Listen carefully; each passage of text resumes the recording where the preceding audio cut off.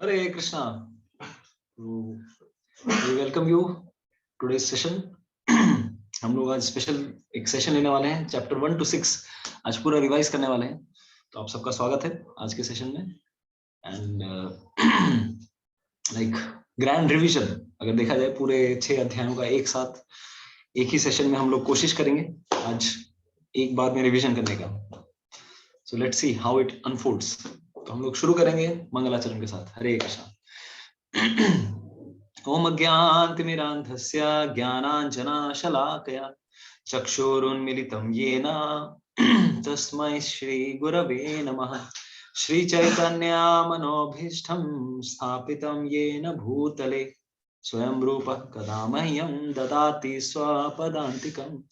वन्देऽहं श्रीगुरो श्रीयुतापदकमलं श्रीगुरून् वैष्णवांश्च श्रीरूपं साग्रजातां सहगण रघुनाथान्वितं तं सजीवं साद्वैतं सावधूतं परिजनसहितं कृष्णचैतन्यदेवं श्रीराधा कृष्णपादान् सहगण ललिता श्रीविशाखान्वितांश्च नमो विष्णुपदाय कृष्णपृष्ठाय भूतले श्रीमते भक्तिवेदांत स्वामिनिति नामिने नमस्ते सरस्वते देवे गौरवाणी प्रचारिणे निर्विशेष शून्यवादी पाश्चात्य देशतारिणे नमो महागण्याय कृष्ण प्रेम प्रदायते कृष्णाय कृष्ण चैतन्य नामिने गौरतुषे नमः। हे कृष्णा करुणा सिंधु दीनबंधु जगत्पते गोपेश गोपिका कांत श्री राधा कांत नमोस्तुते। तप्त कांचन गौरांगी श्री राधे वृंदावनेश्वरी वृषभानुसुते देवी प्रणमामि हरिप्रिये। नीलाचल निवासाय नित्याय परमात्मने बलभद्र सुभद्राभ्यां जगन्नाथाय ते नमः। वाञ्छाकल्पतरुभ्यश्च कृपा सिन्धुभ्य एव च पतितानां पावनेभ्यो वैष्णवेभ्यो नमो नमः। जय श्री कृष्णा चैतन्य प्रभु नित्यानंद श्री अद्वैत गदाधर श्रीवासादि गौर भक्त वृंद। हरे कृष्णा कृष्णा कृष्णा हरे हरे हरे राम राम राम हरे हरे। मुखं करोति वाचालं भंगुं लंघयते गिरिं यत्कृपातमहं वन्दे श्रीगुरुदीनतारिणं परमानन्दमाधवं श्रीचैतन्यमीश्वरम्।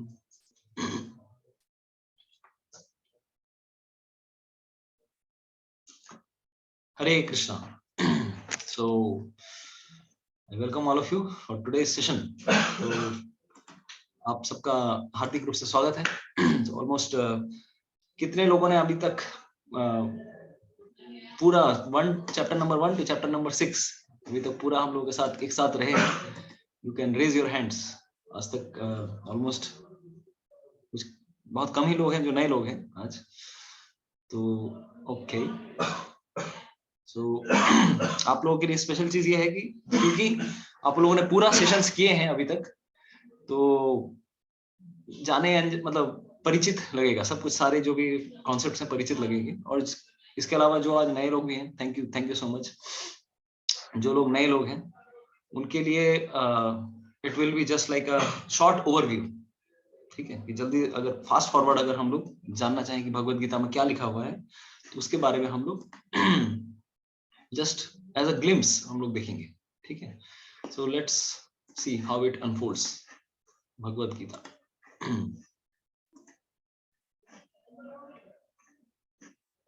yes. तो भगवत गीता इज कॉल्ड योग शास्त्र। योग शास्त्र के अंदर आता है और भगवान श्री कृष्ण ने इस किताब में अगर देखा जाए तो उन्होंने काफी जितने भी मिनिमम चीजें हैं हम सबको जानने के लिए, minimum knowledge in minimum words, जितना बेसिक मिनिमम चाहिए हमें वो भगवान श्री कृष्ण ने बताया है। तो these are the 5 concepts, 5 topics which are described in Bhagavad Gita. तो ये सब हमने ऑलरेडी ओवरव्यू सेक्शन में बताया था। What are these 5 things? जीव मतलब लिविंग एंटिटी के बारे में, ईश्वर भगवान के बारे में, कर्म चैप्टर 4 बहुत अच्छी प्रकार से लॉ ऑफ कर्म के ऊपर डिस्क्राइब करता है। तो कर्म, काल, टाइम, इटर्नल टाइम कि समय किस प्रकार से विभाजित है, चैप्टर 8 में भी डिस्क्रिप्शन आता है। एंड प्रकृति, तो भगवान की बहुत सारी शक्तियां हैं। चैप्टर 7 जब शुरू होगा तब ये प्रकृति के बारे में भी डिस्क्रिप्शन आएगा कि भगवान की कितनी शक्तियां हैं, इंटरनल एनर्जी, एक्सटर्नल एनर्जी। तो भगवान 5 तत्वों के बारे में भगवत गीता में कह रहे हैं। तो भगवत गीता को अगर देखा जाए एक ज्वेल बॉक्स के साथ भी कंपेयर किया गया है। जैसे एक मान लीजिए कोई आप बेशकीमती चीज किसी संदूक में रखते हैं, या फिर अगर हम बर्गर का उदाहरण दें, हम लोगों ने बर्गर का उदाहरण दिया था, तो इसके जो ऊपर और नीचे की जो कवरिंग्स हैं, they are like the coverings and the inner material is the real jewel. तो भगवत गीता में 3 प्रकार के योग के बारे में डिस्क्रिप्शन आता है, कर्म योग, ज्ञान योग। ये दोनों एक तरह से ऊपर और नीचे के संदूक के कवरिंग है, और 6 अध्यायों का एक प्रकार से ये सेक्शन है। And this is the end inner section is भक्ति योग। ठीक है, तो इस प्रकार से भगवत गीता का इंट्रोडक्शन वी हैव अंडरस्टूड। तो देखिए भगवत गीता जैसा योग शास्त्र, लेकिन ये कहाँ बोला गया है, विच प्लेस, कौन सी जगह बोला गया है, कौन बताएगा? Which place Lord Krishna chose to speak? Who will like to speak? कौन सी जगह पे बोल रहे हैं भगवान? उन्होंने क्लासरूम कौन सा चूज किया? कुरुक्षेत्र प्रभु जी। कुरुक्षेत्र। तो रणभूमि को भगवान श्री कृष्ण ने पढ़ाने का क्लासरूम चूज किया। तो थोड़ा डिफरेंट टाइप ऑफ क्लासरूम है। और देखिए भले ही ये वॉर फील्ड था, तो यहाँ पर सब्जेक्ट मैटर भी कुछ और होना चाहिए था। अरे भाई वेपन कैसे यूज करना चाहिए, भाई कौन से वेपन यूज करूं, कौन से शत्रु हैं, कितने लोग आए हुए हैं, किस तरह से कैसे मारना है, वी हैव टू अंडरस्टैंड। तो दीज डीप फिलोसॉफिकल टॉपिक्स, इतने सारे चीज कहाँ पर बोले जा रहे हैं? भगवान श्री कृष्ण ने वॉर फील्ड को इस प्रकार से चूज किया। Rather than speaking on how to kill enemies, Krishna is telling something different, the principles of life. तो ये भगवान श्री कृष्ण की एक खूबी है कि भगवान चाहे तो बैटल फील्ड को भी क्लासरूम में कन्वर्ट कर सकते हैं। तो this is the art of Lord Krishna, that is expertise of Lord Krishna. So with this note we will enter into Bhagavad Gita chapter 1। Chapter 1 किस प्रकार से शुरू होता है वो हम देखेंगे। सो तो कुछ लोग सोचते हैं कि भगवत गीता हमें क्या सिखाती है कि युद्ध कैसे करना है, लेकिन अगर एक्चुअली देखा जाए भगवान श्री कृष्ण ने युद्ध के बारे में अर्जुन को जो इंस्पायर किया, मैक्सिमम 10-15 जगहों पे शायद मैक्सिमम मेंशन आता है। Otherwise Lord Krishna never spoke too much on how to fight a war. Krishna was basically speaking the deep secrets of life. और ये सिर्फ अर्जुन के लिए नहीं, बल्कि हम सबके लिए। सिर्फ अर्जुन तो एक माध्यम मात्र थे, हम सबके लिए भगवान श्री कृष्ण ने चूज किया है ये जो भगवत गीता का स्क्रिप्ट हम सबको देने के लिए। तो यहाँ पर हम देख सकते हैं कि संजय को एक स्पेशल एबिलिटी मिली है कि वो क्या कर सकते हैं, वो दूर बैठे कहाँ पर क्या हो रहा है वो सब देख सकते हैं। महाभारत का युद्ध किस प्रकार से चल रहा है, कहाँ पर कितने योद्धा मारे जा रहे हैं, everything he was able to see. तो ये स्टार्ट ही होता है लाइक दिस।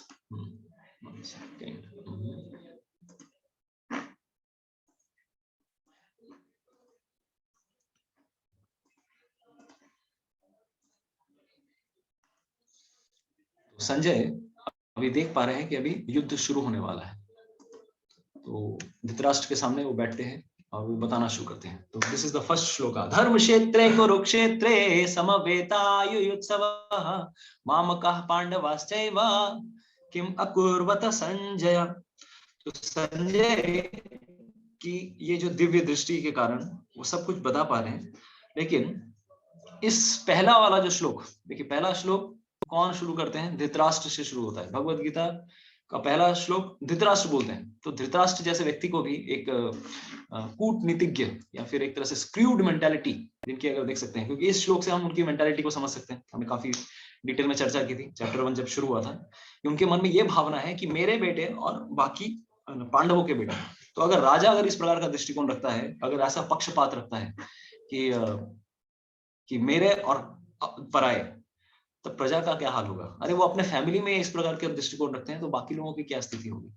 इसीलिए इस पहले श्लोक में भले ही ये श्लोक धृतराष्ट्र जैसे व्यक्ति कह रहे हैं, लेकिन इससे हमें ये भी समझ में आता है कि भले ही इस प्रकार के व्यक्ति इस शास्त्र का बिगिनिंग, फर्स्ट बॉल जो खेलने वाले हैं बैटिंग कर रहे हैं, वो कोई इस प्रकार के व्यक्ति कर रहे हैं, लेकिन ultimately the man of the match who will become, Arjuna will become the man of the match by knowing the secrets of life by from lord कृष्णा's माउथ।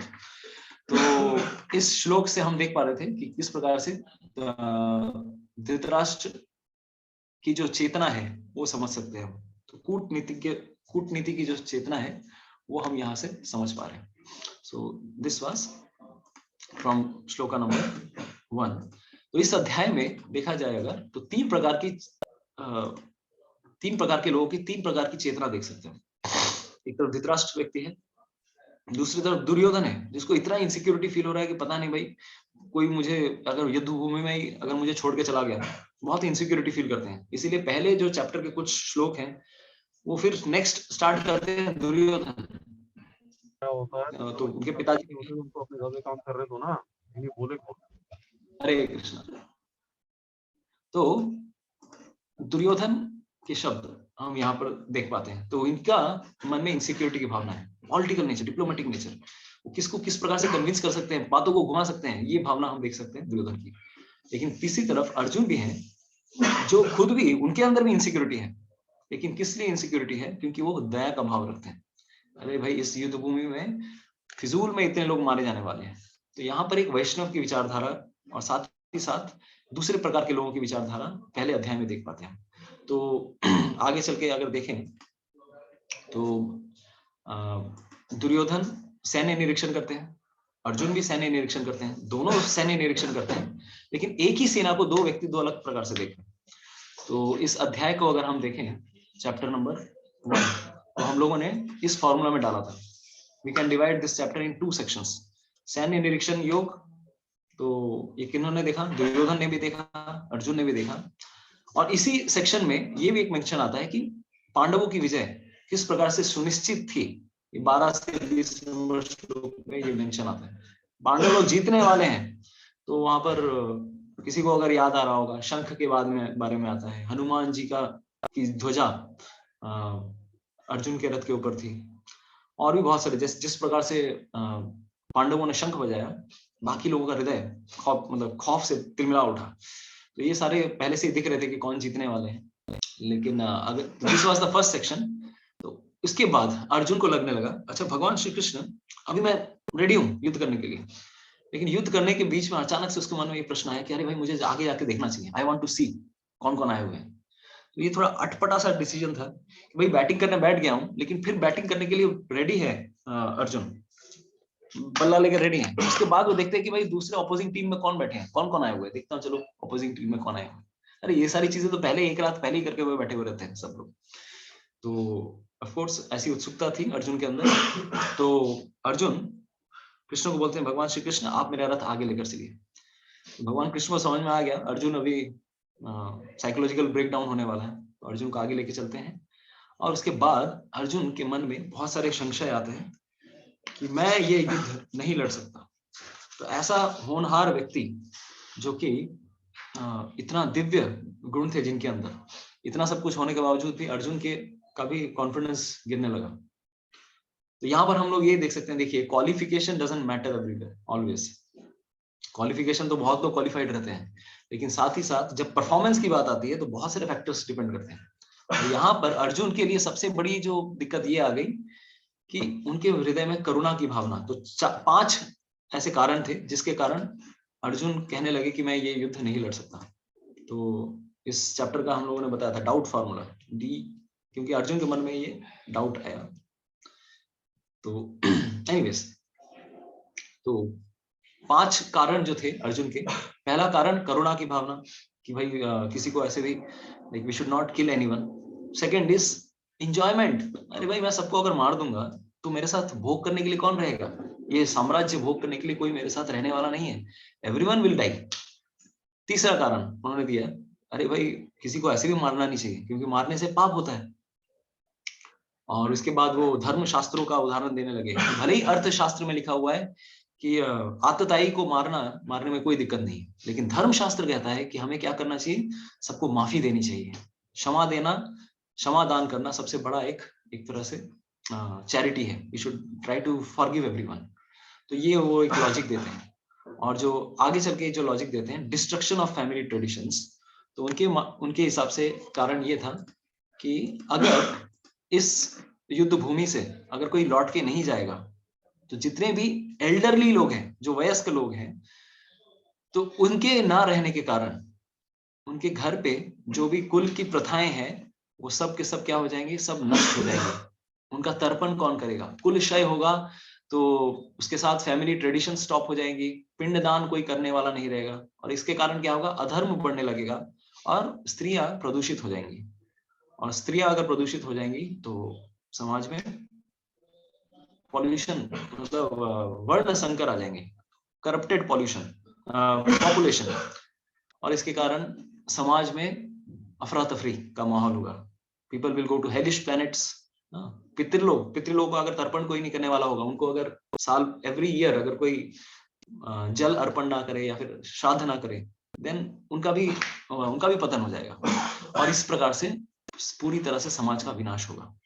तो ये 4 कारण थे, प्रधान कारण। और एक कारण ये था कि ही वॉज इनडिसिसिव। तो मुझे क्या करना चाहिए भगवान श्री कृष्ण, आप कृपया करके मुझे बताइए, व्हाट शुड आई डू। तो इस प्रकार से चैप्टर 1 फिनिश होता है, एंड देन चैप्टर 2 बिगिंस। तो दिस इज चैप्टर 2। हरे कृष्णा। तो हियर वी आर, चैप्टर 2। तो चैप्टर 2 इज बेसिकली किस प्रकार से अर्जुन भगवान श्री कृष्ण की शेल्टर लेने वाले हैं, और आगे भगवान भगवत गीता इस चैप्टर में बोलना शुरू करते हैं। तो दिस इज चैप्टर 2। तो हम लोगों ने अभी देखा what is the link. Chapter 1, Arjun युद्ध नहीं लड़ना चाहते थे, और इस समय अर्जुन के हाथ से जब गांडीव फिसलने लगा, बहुत ज्यादा कंफ्यूजन हो जाते हैं, कंफ्यूज रहते हैं, तब आगे चल के भगवान श्री कृष्ण की वो शेल्टर लेते हैं। तो इस प्रकार से चैप्टर 2 शुरू होता है। तो लेट्स सी। तो 7वां नंबर श्लोक जब आता है, तो पहले तो भगवान श्री कृष्ण हंसते हैं। अच्छा अर्जुन, बहुत तो विद्वान की तरह बात कर रहे हो, तो तुम ही डिसाइड कर लो what you want to do. तो पहले 5 या 6 श्लोकों में भगवान श्री कृष्ण भी एक तरह से हंस रहे होते हैं, और इस सिचुएशन में अर्जुन ने शरणागति नहीं ली कृष्ण की। लेकिन आते आते जब 7वां नंबर श्लोक आता है, then Krishna Arjun take shelter.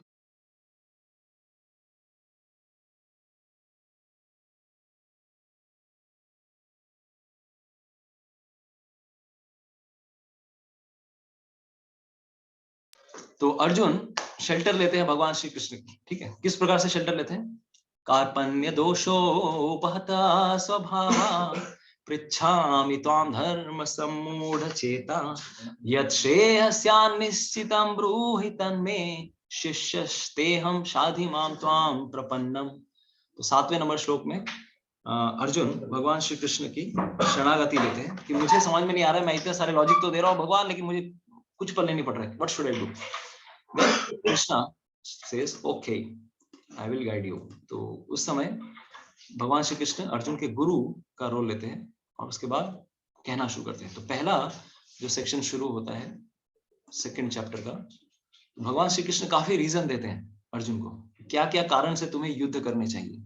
तो पहला जो रीजन देते हैं 11 से 30 नंबर श्लोक जिसमें मेंशन आता है, उसमें ये रीजन है कि अर्जुन देखो भाई, जितने भी लोग यहाँ पर आए हुए हैं, एक ना एक दिन सबकी मृत्यु तो आनी ही वाली है। तो आज या तो वो युद्ध भूमि में वो अपना शरीर त्यागेंगे, या तो फिर अगर युद्ध नहीं होता है तो भी वो शरीर त्यागेंगे। तो आत्मा अजर अमर है, उसका कभी विनाश नहीं हो सकता। तो ये जो 11 से 30 नंबर श्लोक है, ये एक प्रकार से भगवान श्री कृष्ण के गोल्डन वर्ड्स में से एक है, क्योंकि ज्ञान योग एक तरह से भगवान श्री कृष्ण डिस्क्रिप्शन देते हैं कि आत्मा और शरीर में अंतर क्या है।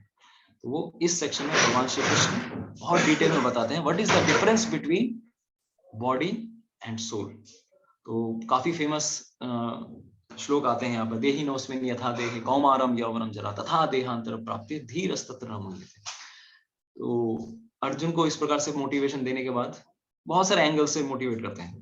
तो बहुत बार भगवान श्री कृष्ण ऐसे भी बोलते हैं, अच्छा ठीक है अर्जुन, तू नहीं मानता है अगर आत्मा को तो भी चलेगा, if you don't believe in soul then also चिंता करने का कोई विषय नहीं है, क्योंकि अगर तुम आत्मा को नहीं मानते हो तो भी तुम्हें ड्यूटी तो करनी चाहिए, क्योंकि अगर यहाँ पे अगर कोई भी किसी के शरीर में आत्मा नहीं है तो और भी फर्क नहीं पड़ता, you should do your duty well equipped with knowledge. तो इस प्रकार से भगवान श्री कृष्ण 11 से 30 नंबर श्लोक में ये कुछ सेक्शन बताते हैं, सांख्य योग के बारे में बताते हैं, ठीक है। तो आगे चल के दूसरा लॉजिक भगवान श्री कृष्ण देते हैं सकाम कर्म का या कर्म कांड का। तो ये कौन सा लॉजिक है, व्हाट इज दिस लॉजिक? तो अभी जो सेकेंड लॉजिक भगवान श्री कृष्ण देते हैं, एक तरह से वो अपना लॉजिक को एक स्टेप डाउनग्रेड करते हैं। इसका मतलब क्या हुआ, पहला जो लॉजिक था दैट वाज कि आत्मा अजर है, अमर है, इसीलिए अर्जुन युद्ध करो क्योंकि आत्मा का कभी विनाश नहीं हो सकता। दूसरा जो सेकंड कॉज भगवान देते हैं, अर्जुन भाई सुन, इस युद्ध के बाद क्या होगा, मैक्सिमम क्या होगा, क्योंकि अर्जुन को लगने लगा अरे अगर मैं जीत भी जाता हूं तो इस जीत में मेरी हार है। क्यों? क्योंकि मेरे साथ कोई एंजॉय करने वाला नहीं रहेगा, और अगर मैं हार जाता हूं तब तो पूरी तरह से हार जाता हूं, क्योंकि मैं जिंदा नहीं रहने वाला। तो आइदर मैं जीतूं या मैं हारूं, दोनों सिचुएशन में ये मेरे लिए लूज लूज सिचुएशन है, क्योंकि दोनों तरफ से मेरी हार होने वाली है, कोई मेरे सगे संबंधी रहने वाले नहीं। अगर मैं जीत जाता हूँ और हार जाता हूँ तो मैं ही जिंदा नहीं रहूंगा, तो दोनों तरफ से प्रॉब्लम है। लेकिन भगवान श्री कृष्ण ने अर्जुन के लॉजिक को पूरी तरह से 180 डिग्री घुमा दिया। What Arjun was thinking as a lose-lose situation, Krishna turned it as a win-win situation. So what was that win-win situation? भगवान श्री कृष्ण बताते हैं अर्जुन चिंता मत कर, you don't worry, because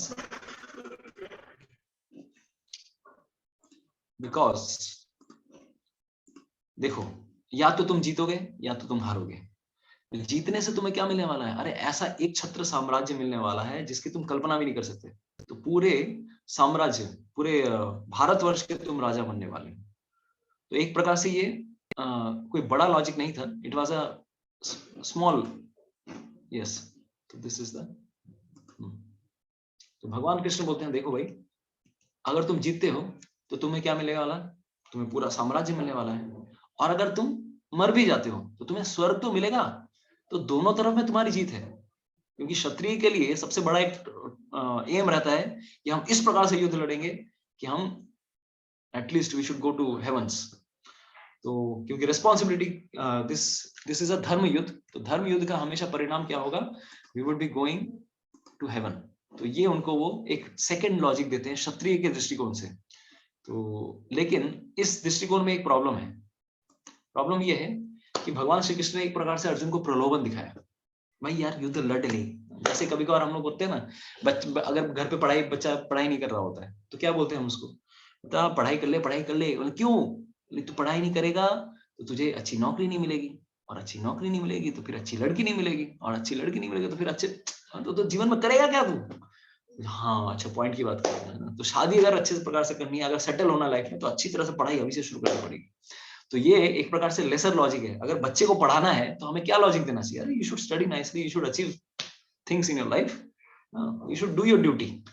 लेकिन भगवान श्री कृष्ण ने एक तरह से एक लॉलीपॉप अर्जुन को पकड़ाया कि भाई अर्जुन, क्षत्रियों को क्या चाहिए, स्वर्ग चाहिए या तो साम्राज्य चाहिए।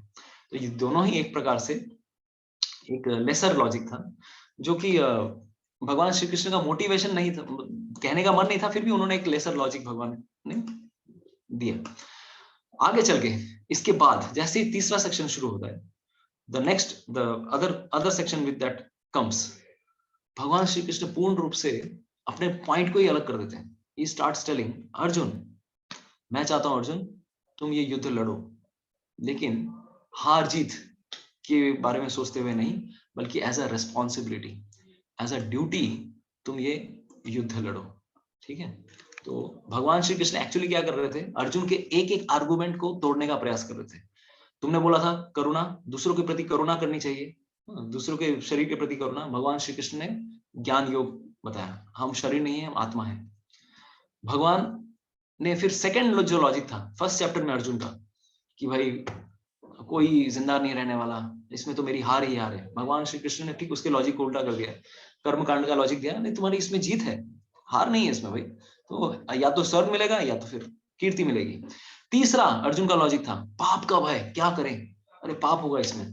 इस लॉजिक को काउंटर करने के लिए भगवान श्री कृष्ण ने 3rd चैप्टर में 37 या 38 नंबर श्लोक से 53 नंबर श्लोक तक या आगे वाला सेक्शन, यहाँ पर अर्जुन को भगवान बता रहे हैं ड्यूटी के लिए युद्ध लड़ो। तुम्हारा एम क्या है? तुम क्षत्रिय हो, अपना ड्यूटी के हिसाब से युद्ध करो, बी डिटैच्ड। या तो किंगडम आए या ना आए। देखिए इसी सेक्शन से और इस सेक्शन में जैसे ही भगवान ने जंप किया, भगवान ने टॉपिक ही चेंज कर दिया, बी डिटैच्ड। और इसीलिए इस सेक्शन में एक फेमस श्लोक आता है, कर्मण्येवाधिकारस्ते मा फलेषु कदाचन मा कर्मफल हेतुर्भूर् मा ते संगोस्त्व कर्मणि सुख दुःख समय कृत्वा लाभालाभो जया जयो ततो युद्धाय युज्वस्व नैवं पापम अवाप्स्यसि। तो भगवान श्री कृष्ण ने ये जो 2 फेमस श्लोक हैं, अर्जुन को बोले भाई युद्ध करो as on the platform of duty. तो भगवत गीता का ये मेन थीम है, निष्काम कर्म योग या बुद्धि योग। On a duty platform you should fight your war. लेकिन इस ड्यूटी प्लेटफॉर्म को किसके लिए करना चाहिए ये अभी तक भगवान श्री कृष्ण नहीं बताने वाले हैं। अभी तक उन्होंने अपने आप को इंट्रोड्यूस नहीं किया है भगवत गीता में। फिर नेक्स्ट, तो दिस वाज द सेकंड। और तो इसके बाद वाला जो लॉजिक है वो 3rd चैप्टर में भगवान श्री कृष्ण अर्जुन का लॉजिक ब्रेक करने वाले हैं, जब एक लीडर का रिस्पॉन्सिबिलिटी बताते हैं कि अगर एक अच्छा लीडर अगर आए तो भी कोई प्रॉब्लम नहीं होने वाला, क्योंकि अच्छा लीडर कभी भी कुल वधुओं को प्रदूषित होने से रोकेगा। इस प्रकार से वो राज्य करेगा ताकि संसार में एक अच्छी प्रथा, लोग धर्म का पालन करें। तो रेदर अगर अर्जुन युद्ध छोड़ के भाग जाता है तो लोग अपना रिस्पॉन्सिबिलिटी छोड़ के भाग जाएंगे। अर्जुन तुम युद्ध छोड़ के मत भागो, नहीं तो तुम क्या बन जाओगे, तुमको लोग कॉपी करेंगे। ठीक है, तो that's why this is a problem, इसीलिए तुमको ड्यूटी करनी चाहिए। तो ये भगवान श्री कृष्ण इस प्रकार से अर्जुन को बहुत सारे लॉजिक रीजनिंग देते हैं। और आगे चल के भगवान कृष्ण बताते हैं कि इस निष्काम कर्मयोग के रास्ते पर एक जो बड़ी बाधा आती है, तो वो बताते हैं कि बाधा वो आती है कि अगर हमारी बुद्धि इस रास्ते पर, निष्काम कर्मयोग के रास्ते पर अगर स्थिर ना रहे, तब प्रॉब्लम्स क्रिएट होती है। तो वो बुद्धि कब स्थिर नहीं रहेगी बताइए?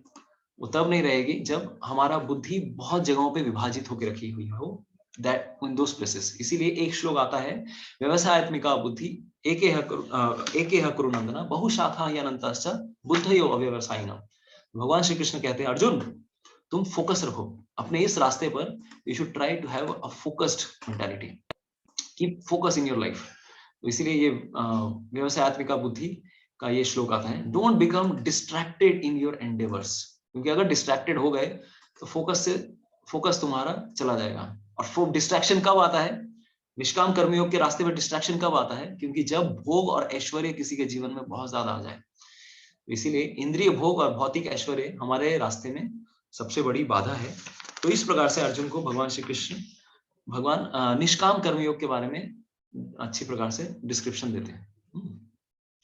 तो ऐसा करते करते जब भगवान बता ही रहे थे तो एक शब्द आता है जिसका नाम आता है व्हाट इज दैट? स्थित प्रज्ञ। इसकी बुद्धि अचल रहती है, एकदम स्थिर रहती है। तो ये जब शब्द अर्जुन ने सुना, अच्छा भगवान श्री कृष्ण आप कह रहे हो कि ऐसा व्यक्ति जो निष्काम कर्मयोग करता है उसकी बुद्धि एकदम फिक्स रहेगी, एकदम अचल रहेगी। मुझे ये समझ में नहीं आया वो कैसा व्यक्ति, मतलब एक्चुअली देखिए उसके अभी दिक्कत ये है, अर्जुन के मन में बैकग्राउंड में क्या चल रहा है, मुझे या तो ये युद्ध लड़ना है या तो नहीं लड़ना है। और वो तो ये चाहता है कि मैं युद्ध छोड़ के भाग जाऊं, लड़ना ही नहीं चाहता हूं।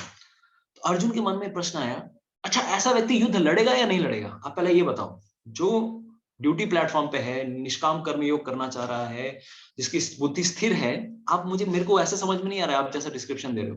Please tell me in detail, अच्छे से बताइए उसकी सिम्टम्स के बारे में। तो अर्जुन एक इंडिकेटिव क्वेश्चन पूछते हैं भगवान श्री कृष्ण को। तो इसके अंदर 4 ऐसे प्रश्न थे कि ऐसा व्यक्ति, what are the symptoms of such a person, how does he speak, how does he walk, how does he sit। इस प्रकार से ये 4 प्रश्न पूछते हैं, लेकिन ये एक तरह से इंडिकेटिव प्रश्न थे। तो ऑफ कोर्स हमारे पास उतना समय तो नहीं है, लेकिन ये आप स्क्रीनशॉट देख लेंगे तो समझ में आ जाएगा। भगवान श्री कृष्ण ने बताया, ओके अर्जुन, ऐसा व्यक्ति जो जीवन मुक्त है, स्थित प्रज्ञ है, इस संसार में जीते जीते वो भगवान के लिए कार्य कर रहा है, इसकी क्या, उसका क्या सिम्टम रहेगा, वो कैसे बात करता है, कैसे चलता है, क्या करता है वो, इसके बारे में भगवान श्री कृष्ण बताने लगते हैं। और बताते बताते एक सेक्शन आता है जब भगवान श्री कृष्ण बोलते हैं ऐसे व्यक्ति के हृदय में संतोष, परम संतोष रहेगा। He will not become bewildered in any kind of distress. कोई भी समस्या उसके जीवन में आए वो स्थिर रहता है। स्थित धीर मुनि, जिस प्रकार से बहुत सारी नदियां भी अगर आती हैं, नदियों में नदियां अगर समुद्र में पानी में मिल जाती हैं, उसी प्रकार से ऐसे व्यक्ति के जीवन में कामनाएं वासनाएं आती हैं, लेकिन उसका कोई कुछ बिगाड़ नहीं पाती, वो उसका मन एकदम फिक्स रहता है। तो ये सब सुन के अर्जुन को लगा, हाँ अच्छा, यही तो मैं जानना चाहता हूँ। हाँ, इसका मतलब मुझे समझ में आया, जरूर ऐसा व्यक्ति युद्ध तो नहीं लड़ेगा, क्योंकि आप शांति की बात कर रहे हो। ऐसा व्यक्ति शांत रहेगा ना, प्रशांत मनसा, उसका मन तो शांत रहेगा, तो स्थित प्रज्ञा। और इस स शांतिम अधिगच्छति 71 नंबर श्लोक में आया, 70 में भी वही शब्द आया, स शांतिम आपनोति नाम काम न काम कामी। तो ये शब्द सुन के अर्जुन को लग गया, हाँ इसका मतलब यही है कि मुझे युद्ध नहीं लड़ना चाहिए। भगवान श्री कृष्ण यही कहना चाहते हैं। तो ये सुन के सेकंड चैप्टर जैसे ही समाप्त होता है, 2 अध्याय हो गए हमारे, ठीक है, जैसे ही सेकंड चैप्टर समाप्त होता है, अर्जुन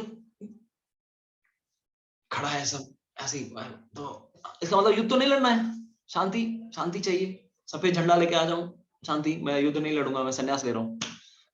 लेकिन भगवान श्री कृष्ण में समझ में नहीं आया, नहीं भाई, मैंने इसको भगवत गीता चैप्टर 2, इस भगवत गीता समराइज्ड, पूर्ण रूप से भगवत गीता के सारे टॉपिक्स को भगवान ने पूरी तरह से अल्प रूप से टच कर लिया है सेकंड चैप्टर में। तो भगवान श्री कृष्ण ने इतना फास्ट फॉरवर्ड रिवीजन कराया, अर्जुन को समझ में नहीं आया, अर्जुन को समझ में नहीं आया। तो इसीलिए अर्जुन पूरा कंफ्यूज्ड। तब भगवान को लगा ठीक है, इसको थोड़ा धीरे धीरे प्रेजेंटेशन देना पड़ेगा।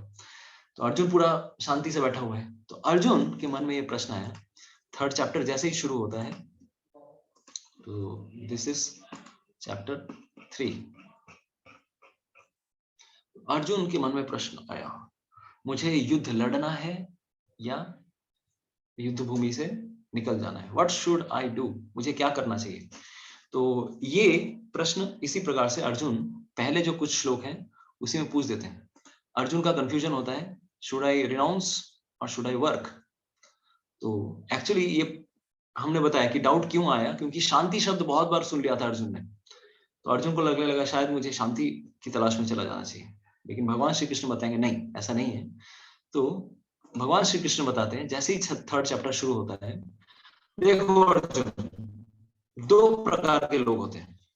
एक तो वो होते हैं जो ज्ञान योगी या सांख्य योगी होते हैं, जो एक जगह बैठ के ध्यान करते हैं, ये वो प्रकार के लोग हैं जो वैराग्य प्रधान है। दूसरे वो लोग हैं जो कर्म योग कर रहे हैं, ठीक है। तो मैं चाहता हूं Arjun, you should do this. तो इस प्रकार से वो एग्जाम्पल देने लगते हैं, देखो अर्जुन, तुमको जो लग रहा है कि तुम ज्ञान मार्ग को एक्सेप्ट करना चाहते हो, ज्ञान के रास्ते पर जाना चाहते हो, ये प्रैक्टिकल नहीं है। क्योंकि कोई भी व्यक्ति किसी भी कुछ भी समय के लिए 5 मिनट के लिए भी इनएक्टिव नहीं रह सकता। उसका मन हमेशा कुछ ना कुछ कार्य करता ही रहता है, हमेशा कुछ ना कुछ एक्टिविटी सबके हृदय में रहती ही है। इसीलिए तुम भले इनएक्टिव रहना चाहते हो, but you can not remain inactive. इसीलिए इनएक्टिव मत रहो Arjun, you should rather fight. और तुमको जो लग रहा है ना कि मैं साधु बन जाऊंगा, सन्यासी बन जाऊंगा, युद्ध भूमि में एकदम युद्ध भूमि से निकल के चला जाऊंगा, तो देखो कभी कभार ऐसे भी कुछ लोग होते हैं जो सो कॉल्ड सन्यास तो ले लेते हैं, लेकिन सन्यास लेने के बाद मन में क्या विचार करते रहते हैं, मन में उनके अंदर भोग की भावना चलती रहती है। तो ऐसे प्रकार के लोगों से अगर एक सिंपल, तो प्रभुपाद जी का एक ट्रांसलेशन आता है जिसमें वो कहते हैं, अ sincere sweeper is better than a Charlton meditator. एक अगर व्यक्ति सिंसियर गृहस्थी में है, भले ही वो गृहस्थी में है लेकिन भगवान की भक्ति करने की कोशिश कर रहा है, वो कहीं गुना बढ़िया व्यक्ति है सिवाय उसके जो कि एक साधु बन के ढोंग कर रहा है कि मैं एक साधु हूं और मन में भोग की वांछा रखता है। तो better don't become such kind of sadhu, और मैं नहीं चाहता हूं तुम इस प्रकार के साधु बनो। तो ये 2 प्रकार के लोग जो मैंने बताए, 2 प्रकार के लोग हैं। बट तुम्हें क्या बनना है?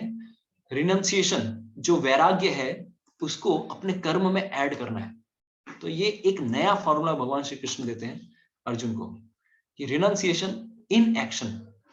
ठीक है, तो this is the formula Arjun के लिए। अर्जुन को लगा कि सर मेरे सामने दो ही रास्ते हैं, या तो युद्ध करो, कुछ काम करो, या तो सब छोड़ दो, या तो एक्टिविटी युद्ध करो या सब छोड़ दो। लेकिन भगवान श्री कृष्ण ने बोला भाई मैं तुम्हें एक अलग फंडा देता हूं, there is another third way also. What is that? कार्य करो लेकिन ज्ञान के साथ, दिव्य ज्ञान के साथ, जो मैं तुम्हें बता रहा हूं, आत्मा के ज्ञान के साथ, और इसके द्वारा तुम कभी बंधोगे नहीं, तुम कर्म के रिएक्शन में बंधने नहीं वाले हो। इस प्रकार से renunciation in action rather than renunciation of action. कर्म का ही संन्यास नहीं करना है, बल्कि कर्म में संन्यास चाहिए, ये तुम्हें करना है। तो ये एक नया आइडिया था। तो अर्जुन को ये नया आइडिया समझ में नहीं आया, तो इसीलिए भगवान श्री कृष्ण थर्ड चैप्टर बहुत डिटेल में अच्छी प्रकार से बताते हैं। और इसी सेक्शन में एक आगे चल के ये योगा लैडर का, योग की सीढ़ी को समझना बहुत जरूरी है। तो ये एक नया कॉन्सेप्ट है, क्योंकि भगवत गीता धीरे धीरे धीरे हमारी चेतना का विकास कर रहा है कि बहुत प्रकार के योग पद्धतियां हैं, हमें कौन से लेवल से ऊपर की ओर जाना है, किस प्रकार के, कितने प्रकार के योग के रास्ते होते हैं। तो भगवान श्री कृष्ण एक प्रकार से देखिए, इस संसार में भगवान को पाने के लिए कुछ रास्ते हैं। तो कुछ लोग भय के कारण भगवान को अप्रोच करते हैं, भगवान भगवान प्लीज, और ऐसे भय के कारण, क्योंकि ऐसे लोग हैं, क्योंकि ये लोगों को अगर डंडा ना दिखाया जाए, ये लोगों को अगर नरक की यातना के बारे में ना बताया जाए, या फिर बोलेंगे अगर तुम भगवान परवरदिगार को अगर नहीं मानते हो तो जहन्नुम में जाओगे, जहन्नुम में लाखों सालों तक जहन्नुम में तड़पते रहोगे, तड़पते रहोगे। लेकिन ये लोग इतने मतलब ऐसे रहते हैं कि फियर, इतना डर है, फिर भी वो लोग शॉर्टकट निकालते रहते हैं, भाई यार किसी तरह से, अरे ठीक है किसी तरह से उसमें भी शॉर्टकट निकाल लें। तो फियर ऐसा एक प्रिंसिपल है जिससे आप किसी भी व्यक्ति को ज्यादा देर के लिए डरा के नहीं रख सकते हो, ज्यादा देर के लिए मोटिवेट करके नहीं रख सकते हो। किसी ना तरीके से वो शॉर्टकट निकालेगा, भाई भाई भागना यहाँ से। तो praying out of fear of punishment is not a good idea. तो unfortunately many religions are on this platform कि भाई भगवान हमें कुछ ये दीजिए। इवन इन सनातन धर्म अगर कोई सोचता है कि भगवान मुझे, मैं आपके अब डर के मारे मैं आपके लिए भक्ति कर रहा हूँ, भगवान ऐसा नहीं चाहते। तो इसके ऊपर प्लेटफॉर्म क्या है कि भगवान मुझे कुछ चाहिए, इसके बदले में मैं आपकी आपकी प्रार्थना कर रहा हूँ। तो this is a platform of desire, कुछ मांगना। अरे मांगना है तो भगवान से मांगो, मांगने में प्रॉब्लम नहीं है, लेकिन गलत प्लेटफॉर्म में मांगने से अच्छा है भगवान के बारे में पास मांगना। इसके ऊपर एक प्लेटफॉर्म है जिसमें ड्यूटी प्लेटफॉर्म आता है, यानी कि हम कुछ मांगने के लिए आपकी सेवा नहीं कर रहे, बल्कि आपने जो भी हमें कुछ दिया है उसके प्रति हम कृतज्ञ हैं। ये भावना से हम एज अ ग्रेटिट्यूड हम आपकी सेवा करना चाहते हैं। This is a platform of duty. This is far better, but this is also not best. सबसे बेस्ट क्या है? भगवान चाहे आप कहीं भी हो, कैसे भी हो, किधर भी रहो, मैं आपसे प्रेम करता हूं, तो मैं किसी भी कंडीशन में मैं आपकी सेवा करूंगा। तो ये एक प्रकार से सीढ़ी है। और इसी प्रकार से योग में भी एक प्रकार से एक सीढ़ी आती है। तो सीढ़ी मतलब क्या? कुछ लोग हैं जो एकदम, ये लोग तो भय भी नहीं करते हैं, तो these are all on fear, like ऐसी भोग का जीवन व्यतीत करते हैं। They have no concept of dharma, खाओ पियो जियो। कुछ लोग ऐसे, 99% पॉपुलेशन ऐसी ही है इस जगत की। लेकिन कुछ लोग हैं जो देवताओं की अप्रोच करते हैं। ठीक है, बहुत हो गया, बहुत मैंने भोग करने की कोशिश की, लेकिन मुझे, मेरा हृदय संतुष्ट नहीं होता है, तो मुझे क्या करना चाहिए? तो मुझे लगता है मुझे देवताओं को अप्रोच करना चाहिए, क्योंकि इनको अप्रोच करने से मुझे कुछ मिलेगा। तो ऐसे लोगों को कहा जाता है कर्मकांडी, एक हाथ दे एक हाथ ले। तो शास्त्रों में ये वर्णन आता है, इंद्र की पूजा करो, इसकी पूजा करो, अच्छी पत्नी चाहिए तो शिव जी की पूजा करो, अच्छा पति चाहिए तो पार्वती की पूजा करो। इस प्रकार से कुछ कर्म कांड, तो इन सब को कहा गया कर्म कांड। This is a platform of desire. लेकिन इसके ऊपर एक और प्लेटफॉर्म आता है जिसमें और शुद्धता मेंटेन होती है, क्योंकि वेदों को अगर कोई फॉलो करेगा तो हृदय धीरे धीरे धीरे हृदय शुद्ध होना ही है। तो आगे चल के ये लोग विष्णु की सेवा करेंगे, विष्णु की पूजा करेंगे, विष्णु या यज्ञ की उपासना करते हैं, शास्त्रों में वर्णित जो यज्ञ है। लेकिन उसमें भी भोग की वांछा रहती है कि चलो मैं स्वर्ग में जाना चाहता हूं, तो मैं इस यज्ञ का अनुष्ठान करूंगा, इस यज्ञ का अनुष्ठान करूंगा। भोग की वांछा है, लेकिन वो यज्ञ करेंगे या कुछ करेंगे। तो this is little bit higher, इसे कहा जाता है सकाम कर्म योग। भगवान को अप्रोच कर रहे हैं कुछ इच्छाएं प्राप्त करने के लिए।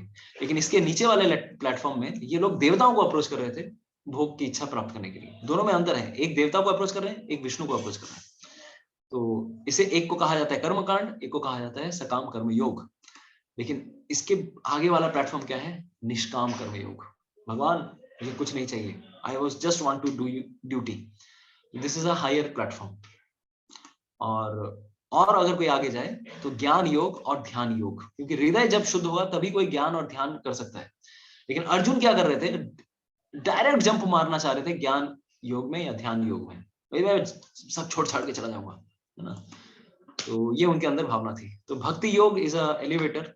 वो कोई भी व्यक्ति किसी भी प्लेटफॉर्म में रहे, भक्ति कोई भी कर सकता है। अरे जानवर भी, लोग भी कर सकते हैं, जैसे गजेंद्र ने किया, या फिर हनुमान जी का उदाहरण आता है। भले ही वो दूसरी योनि में थे, लेकिन फिर भी भगवान का भजन उन्होंने किया। तो इस प्रकार से ये एक प्रकार से सीढ़ी है, विकर्मी, कर्म कांड, सकाम कर्म योग, निष्काम कर्म योग, ज्ञान योग, ध्यान योग, भक्ति योग।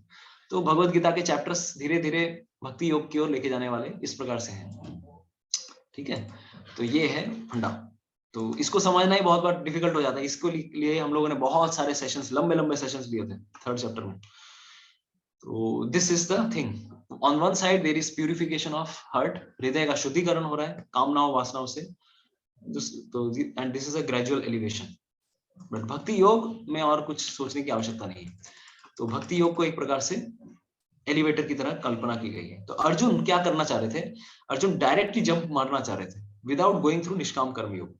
तो भगवान श्री कृष्ण कह रहे हैं, भाई why you want to become a sadhu yogi, एक तरह से वैराग्य का जीवन तुम करना चाह रहे हो, you are not qualified for it, क्योंकि हृदय से काम की भावना नहीं गई अर्जुन तुम्हारे अंदर से। तो ये better you should act for निष्काम कर्म योग। इसीलिए थर्ड चैप्टर का श्लोका नंबर 3 to 9 अगर हम देखेंगे, भगवान श्री कृष्ण बार बार फोकस कर रहे हैं निष्काम कर्म योग, निष्काम कर्म योग, निष्काम कर्म योग। लेकिन अगर तुम निष्काम कर्म योग नहीं कर सकते, तब क्या करना चाहिए? What you should do? तो ऊपर के लेवल पे जंप मार दूं, क्या करूं? नहीं। अगर तुम निष्काम कर्म योग के लिए भी क्वालिफाइड नहीं हो, बट अर्जुन तो थे क्वालिफाइड, अर्जुन तो ज्ञान योग के लिए भी क्वालिफाइड थे, उनके हृदय में काम वासना नहीं थी, लेकिन हमें एग्जांपल देना चाह रहे थे भगवान Shri Krishna, rather you should do your duty. तो अर्जुन को बोला तुम ऊपर के लेवल में जंप नहीं मार सकते, ठीक है, नीचे तो आ ही सकते हो। तो अगर तुम निष्काम कर्म योग भी नहीं कर सकते, सकाम कर्म योग तो कर ही सकते हो। तो इसीलिए इसके बाद वाला जो सेक्शन आता है फ्रॉम 3.10 to 16, तो वो कर्म कांड का प्लेटफॉर्म, ये वाले प्लेटफॉर्म के बारे में बताते हैं, सकाम कर्मयोग या कर्म कांड के बारे में। अर्जुन ऊपर मत जा, तू नीचे रह जा, कोई बात नहीं, कोई प्रॉब्लम नहीं नीचे के लेवल में रहने से, लेकिन तू नीचे गिरने वाला नहीं है, ज्यादा ऊपर छलांग मारेगा तो गिर भी सकता है।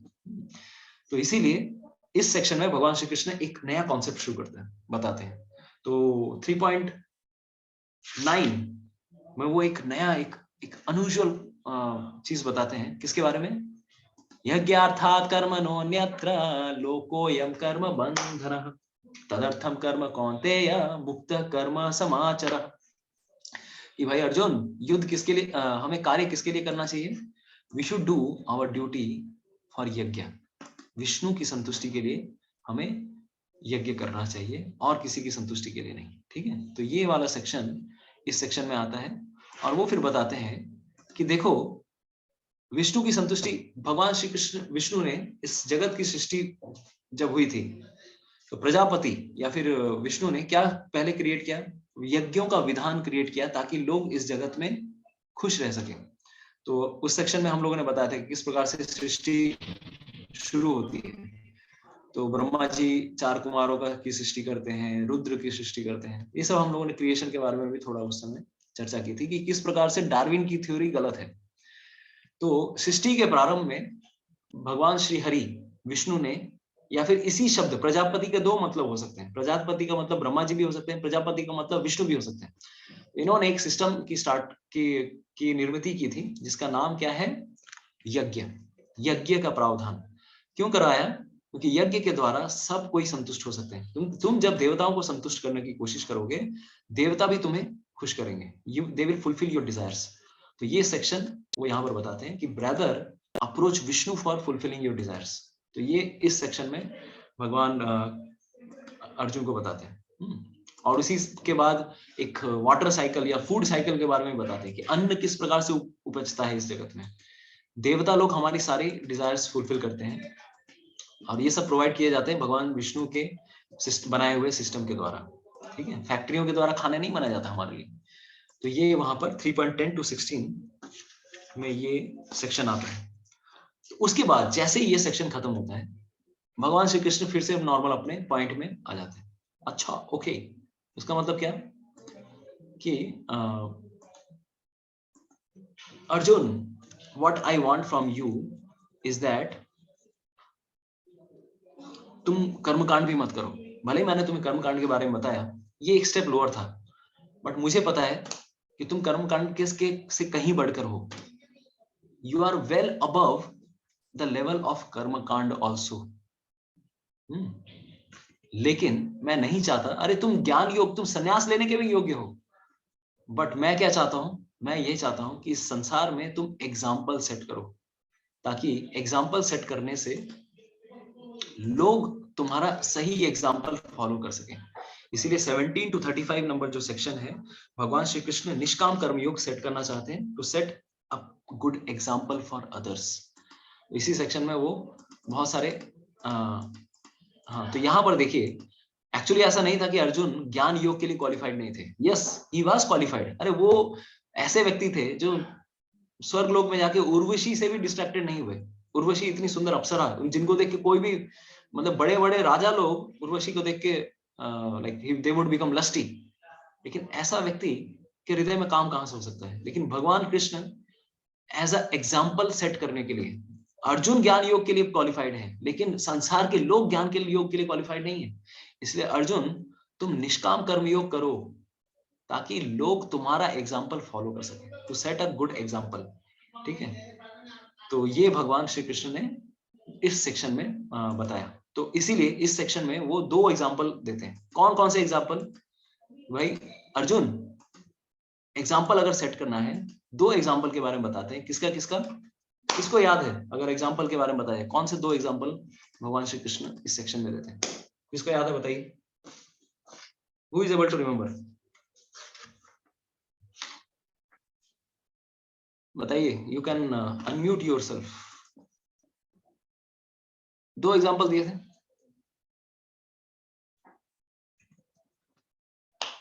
भूल गए सब? जनक भगवान, जनक हाँ, जनक महाराज। और किसका? एक और एग्जाम्पल। एक और एग्जाम्पल देते हैं। अरे मैं खुद, अरे मैं भी अपना कार्य करूं। मैं क्षत्रिय फैमिली में जन्म लिया है, भले ही मैं भगवान हूं, लेकिन मैं यदुकुल में जन्म लिया हूं, लेकिन मैं भी अपना रेस्पॉन्सिबिलिटी तो कर रहा हूं। भले ही मैं भगवान हूं, मैं चाहूं तो मेरे को करने की, कुछ कार्य करने की आवश्यकता नहीं है। मेरी इच्छा मात्र से पूरा जगत कार्य कर रहा है, लेकिन मैं भी इस संसार में कुछ एक्टिविटी कर रहा हूं, टू सेट एन एग्जाम्पल, ताकि लोग गलत एग्जाम्पल ना ले लें। और उसी तरह से जनक महाराज का भी उदाहरण देते हैं। जनक महाराज से रिलेटेड एक हम लोगों ने कहानी बताई थी कि किस प्रकार से वो विरक्त व्यक्ति थे। भले ही वो बड़े राजा थे, लेकिन वो डिटैच्ड व्यक्ति थे। तो ये 2 उन्होंने उदाहरण दिए इस सेक्शन में। इस प्रकार से वो 2 उदाहरण देने के बाद भगवान श्री कृष्ण अर्जुन से रिक्वेस्ट करते हैं, अर्जुन, इसलिए यू शुड डू निष्काम कर्म योग। तो यस, तो यहाँ पर एक बड़ा एक सेक्शन आता है कि what is the qualification of a leader. क्योंकि सही प्रकार का अगर लीडर अगर समाज में ना हो, तो जीवन में प्रॉब्लम आती है, समाज में प्रॉब्लम होती है, समाज में अफरा तफरी आ जाती है। इसलिए सही प्रकार के लीडर होना बहुत जरूरी है। अनफॉर्चुनेटली हमारे समाज में ऐसे लोग लीडर बने हुए हैं। क्यों? Our leaders are sports stars and cinema stars, जिनका कोई कैरेक्टर नहीं है, जिनका सिर्फ चंद पैसों के लिए पूरे बिक गए हैं। ऐसे लोगों को अगर हम लीडर बनाएंगे तब दिक्कत है। एक्चुअली अगर जीवन में देखा जाए, कौन हमारे रियल मॉडल्स हैं, लाइफ मॉडल्स? हमारे पेरेंट्स हैं, या फिर हमारे सही प्रकार के जो मॉडल्स, जो त्यागी व्यक्ति होते थे, शास्त्रों में जिस प्रकार के लोग आते थे, ऐसे प्रकार के रियल मॉडल, रियल लीडर्स हैं। ऐसे लीडर्स का कि हमें शेल्टर लेनी चाहिए, ऐसा लीडर हमें बनना चाहिए। तो ऋषभ देव कहते हैं अपने 100 पुत्रों को कि अगर कोई व्यक्ति अपने सबऑर्डिनेट का उद्धार नहीं कर सकता इस मृत्यु लोक से, तो ऐसा व्यक्ति को ना तो गुरु बनना चाहिए, ना पिता बनना चाहिए, ना माता बनना चाहिए, ना पति बनना चाहिए, ना ही देवता बनना चाहिए। बहुत हेवी स्टेटमेंट देते हैं कि गुरु न सस्यात् स्वजनो न सस्यात् पिता न सस्यात् न जननी न सस्यात् दैवम न तस्यान् न पतिश्च न सस्यान् न मोचयेद्या समुपेत मृत्युम। तो इस प्रकार से लीडरशिप बहुत इंपॉर्टेंट है। और इस समाज में देखिए आजकल समाज में प्रॉब्लम्स इसीलिए हो रही है क्योंकि लीडर गड़बड़ है समाज में। अगर सही प्रकार के लीडर्स इस समाज में आएंगे तब कोई प्रॉब्लम नहीं होने वाली। और अनफॉर्चुनेटली दुर्योधन और कर्ण जैसे भगवान श्री कृष्ण ऐसे लीडर नहीं चाहते थे। रादर कृष्णा वांट्स कि अर्जुन जैसे लीडर आए। भक्तों को लीडर बनना चाहिए इस समाज में, इनको पॉलिटिक्स में आना चाहिए, इनको जज बनना चाहिए, इनको एक प्रकार से, बिकॉज ऐसे व्यक्ति जब सही प्रकार से समाज में आएंगे तो लोगों का कल्याण करेंगे, ना कि इस प्रकार के धूर्त कपटी इस प्रकार के लोग। तो इसी सेक्शन में आगे चल के भगवान श्री कृष्ण दो प्रकार के लोगों को कंपेयर करते हैं। एक प्रकार से दिस इज 25, 27 एंड 28 नंबर श्लोक है। यहाँ पर दो प्रकार के लोग कौन है, एक तरफ अटैच्ड व्यक्ति है, एक तरफ डिटैच्ड व्यक्ति है। तो अटैच्ड व्यक्ति को डिटैच्ड व्यक्ति जो है, अटैच्ड व्यक्ति को ज्यादा छेड़ना नहीं चाहिए। तुम अपना कार्य करो, रिस्पॉन्सिबिलिटी करो, उन लोगों को अपने कार्य से विचलित मत करो। You should not disturb them, because disturb करने से क्या होंगे, वो अपना कार्य भी छोड़ देंगे। तो इग्नोरेंट व्यक्ति को कभी भी उनको अपना let them do their job, but you should act as a role model for them. तुम अपना कार्य मत छोड़ो, तुम डिटैच्ड वे में ही अपना कार्य करो, भले ही वो अपना कार्य आसक्त तरीके से कर रहे हैं, आसक्ति में कर रहे हैं। जिस प्रकार से एक टीचर जो होता है, टीचर को इसका मतलब नहीं है, ये नहीं है कि जब वो बच्चों को पढ़ा रही है ABCDEFGH, इसका मतलब ये नहीं कि वो भी ABCD सीख रही है। अरे teacher knows much more than ABCD, but बच्चा अगर गलती से समझने लगे अरे टीचर को तो कुछ नहीं आता, नहीं, टीचर अपने आप को स्टूडेंट के लेवल में लाकर कोशिश करिए समझाने का। उसी प्रकार से अर्जुन, तुम्हारा क्वालिफिकेशन बहुत ज्यादा है, लेकिन इस समाज में, इस समाज के जैसे बन के रहो। Don't try to show that you are so great. इसीलिए अदरवाइज क्या होगा, इस समाज के लोग कंफ्यूज हो जाएंगे, पूरी तरह से बिविल्डर्ड हो जाएंगे। उनको समझ में नहीं आएगा कि हमें भी संन्यास ले लेना चाहिए। ओहो, अर्जुन जी ने संन्यास ले लिया, हम भी संन्यास ले लेते हैं। पूरा समाज अफरा तफरी हो जाएगी। तो इसीलिए ये कारण था भगवान श्री कृष्ण का, Arjun you should do your duty. तो इस प्रकार से वो ये आगे चलते हैं। और 30th नंबर श्लोक, तीसरा 30th जब श्लोक आता है तब भगवान वो बताते हैं, बहुत सुंदर श्लोक। तो देखिए भगवत गीता में कुछ पहले जो 6 अध्याय हैं, उन 6 अध्यायों में भगवान श्री कृष्ण अपने आप को बहुत कम जगहों पे इंट्रोड्यूस किए हैं। उन्होंने हल्का हल्का जस्ट टच किया है। जैसे 2.61 उन्होंने पहली बार अपना मेंशन किया अपने बारे में कि कार्य किसके लिए करना चाहिए। तो 2.61 में बताते हैं मत परह, मेरे लिए करो, लेकिन बोल के निकल गए, ज्यादा डिटेल में नहीं बताया, मेरे लिए कार्य करो। फिर 3rd चैप्टर में उन्होंने फिर बताया किसके बारे में, विष्णु के लिए कार्य करो 3.9 में, क्योंकि विष्णु के लिए कार्य करोगे तो कर्म बंधन से मुक्त हो जाओगे। लेकिन भगवान श्री कृष्ण बोले यार इसको कुछ समझ में नहीं आने वाला, छोड़ो, मैं अपने बारे में बताता हूँ। अरे ही विल नॉट अंडरस्टैंड। तो भले ही इस सेक्शन में कुछ ही ऐसे सेक्शंस हैं जहाँ पे भगवान श्री, पहले जो 6 चैप्टर्स हैं भगवान श्री कृष्ण हल्का अपने बारे में बताते हैं। इनमें से एक जो सेक्शन आता है 3.30, डायरेक्टली भगवान खुले आम अपने बारे में बोलते हैं, अर्जुन किसके लिए युद्ध करो, मेरे लिए युद्ध करो, क्योंकि मैं चाहता हूं इस युद्ध को like this war should happen. मयि सर्वाणि कर्माणि सन्न्यस्य अध्यात्म चेतसा निराशीर निर्ममो भूत्वा युद्धस्व विगत ज्वरः। तो भगवान श्री कृष्ण बोलते हैं मेरे लिए युद्ध करो। तो भले ही 3.9 में उन्होंने यज्ञ का कॉन्सेप्ट दिया था, लेकिन ये यज्ञ कौन है, ये यज्ञ स्वरूप भगवान श्री कृष्ण स्वयं है। ये विष्णु के स्रोत भगवान श्री कृष्ण स्वयं है। ये भगवान श्री कृष्ण यहाँ पर इस सेक्शन में बताते हैं 3.30 में। ठीक है, तो आगे चल के बताते हैं कि अगर तुम मेरे 31, 32 में बताते हैं भगवान श्री कृष्ण, अगर तुम मेरी बातों को नहीं मानोगे, अब मानना करोगे, तो तुम पाप के भागी बनोगे। तो तुम पापों में फंस जाओगे। रादर मेरी बातें अगर सुनोगे, you will not become bound by Karma. ठीक है, तो इस प्रकार से नेक्स्ट सेक्शन जब शुरू होता है, हाँ, तो 35 नंबर, फिर 33, 34, 35 इन 3 श्लोकों में भगवान श्री कृष्ण एक और कॉन्सेप्ट बताते हैं। अर्जुन, एक और कारण ये भी है कि तुम्हें अपना धर्म करना चाहिए, अपना युद्ध, जिस प्लेटफॉर्म पे हो तुम, युद्ध करने के प्लेटफॉर्म पे हो, तुम्हें युद्ध एक और कारण से भी करना चाहिए। 33, 34, 35 में भगवान श्री कृष्ण बताते हैं क्या? आप सबने गीता सुबोधनी खोल के रखी है कि नहीं? कितने लोगों ने गीता सुबोधनी हाथ में रखी है? क्योंकि गीता सुबोधनी रहेगा तो आपको समझ में आएगा, गीता सुबोधनी नहीं रहेगी तो फिर दिक्कत आएगी। ठीक है, ठीक है। एनीवेज, नहीं है प्रभु जी। हाँ तो निकाल के रखिए, ढूंढिए कहाँ, ढूंढिए कहाँ है। वो तो है नहीं मेरे पास। ओके, ठीक है, हिंदी में निकल गई है माता जी गीता सुबोधनी, हिंदी में भी है, इंग्लिश में भी है। तो जिनके पास नहीं है, it's a very wonderful book Gita Subodhini, you should have. Anyways, तो उसके बाद व्हाट हैपेंस, 33, 34, 35 में भगवान श्री कृष्ण बताते हैं अर्जुन एक और कारण है कि तुम्हें अपना कार्य करना चाहिए। तो वो एक लॉजिक बताते हैं कि कोई भी व्यक्ति अगर अपना कार्य जो उसका उसके प्रकृति के अनुसार जो उसका कार्य होता है, अगर वो कार्य करता है, भले ही वो अच्छी प्रकार से ना कर पाए, still he should do that kind of work rather than doing someone else's work very nicely। किसी और का कार्य मैं बहुत अच्छी प्रकार से कर लेता हूँ, नहीं, तुम्हें अपनी मेंटालिटी को समझना पड़ेगा। You should understand your nature, अपना स्वभाव समझना है। तो इस सेक्शन में हम लोगों ने स्वभाव के बारे में चर्चा की थी, हमारा स्वभाव क्या है। स्वभाव के विपरीत जब हम कार्य करते हैं तब डिसैटिस्फैक्शन आता है। तो रैदर दूसरों का कार्य करना, अच्छी तरह से दूसरों का कार्य कर ले रहे हो, लेकिन तुम्हारा खुद का स्वभाव क्या है वो करो, उससे तुम्हें सेटिस्फैक्शन मिलेगा। तुम्हारा स्वभाव क्या है, तुम क्षत्रिय हो, तुम ब्राह्मण का कार्य करने जाओगे, तुम अपने आप को समझ रहे हो मैं विश्वामित्र बन जाऊंगा। अरे विश्वामित्र को विश्वामित्र बनने के लिए हजारों साल तपस्या करनी पड़ी थी, तब जाके उनका स्वभाव चेंज हुआ। तुम ओवरनाइट अपना स्वभाव चेंज नहीं कर सकते अर्जुन। इसीलिए better fixed on your duty. भले ही तुम अच्छी प्रकार से ना कर पाओ, कोई बात नहीं। जिस प्रकार से हर कार्य में कुछ ना कुछ फॉल्ट्स तो रहते ही हैं। जैसे आग भले ही fire is the most purifying, लेकिन आग में भी तो धुआं रहता है। तो रेदर देन थिंकिंग अरे आग में धुआं है यार, आग ही नहीं जलाऊंगा, duffer, and it is better you should light fire, because fire is the most pure. धुआं हुआ तो क्या हुआ, हर कार्य में कुछ ना कुछ फॉल्ट्स रहते ही हैं इस जगत में। इसीलिए जो तुम्हारा कार्य है, शेड्यूल्ड वर्क है, तुम्हारे नेचर के हिसाब से वो कार्य करो। You are a kshatriya, you should not become a Brahmin, you are not qualified for it, rather you should do your duty.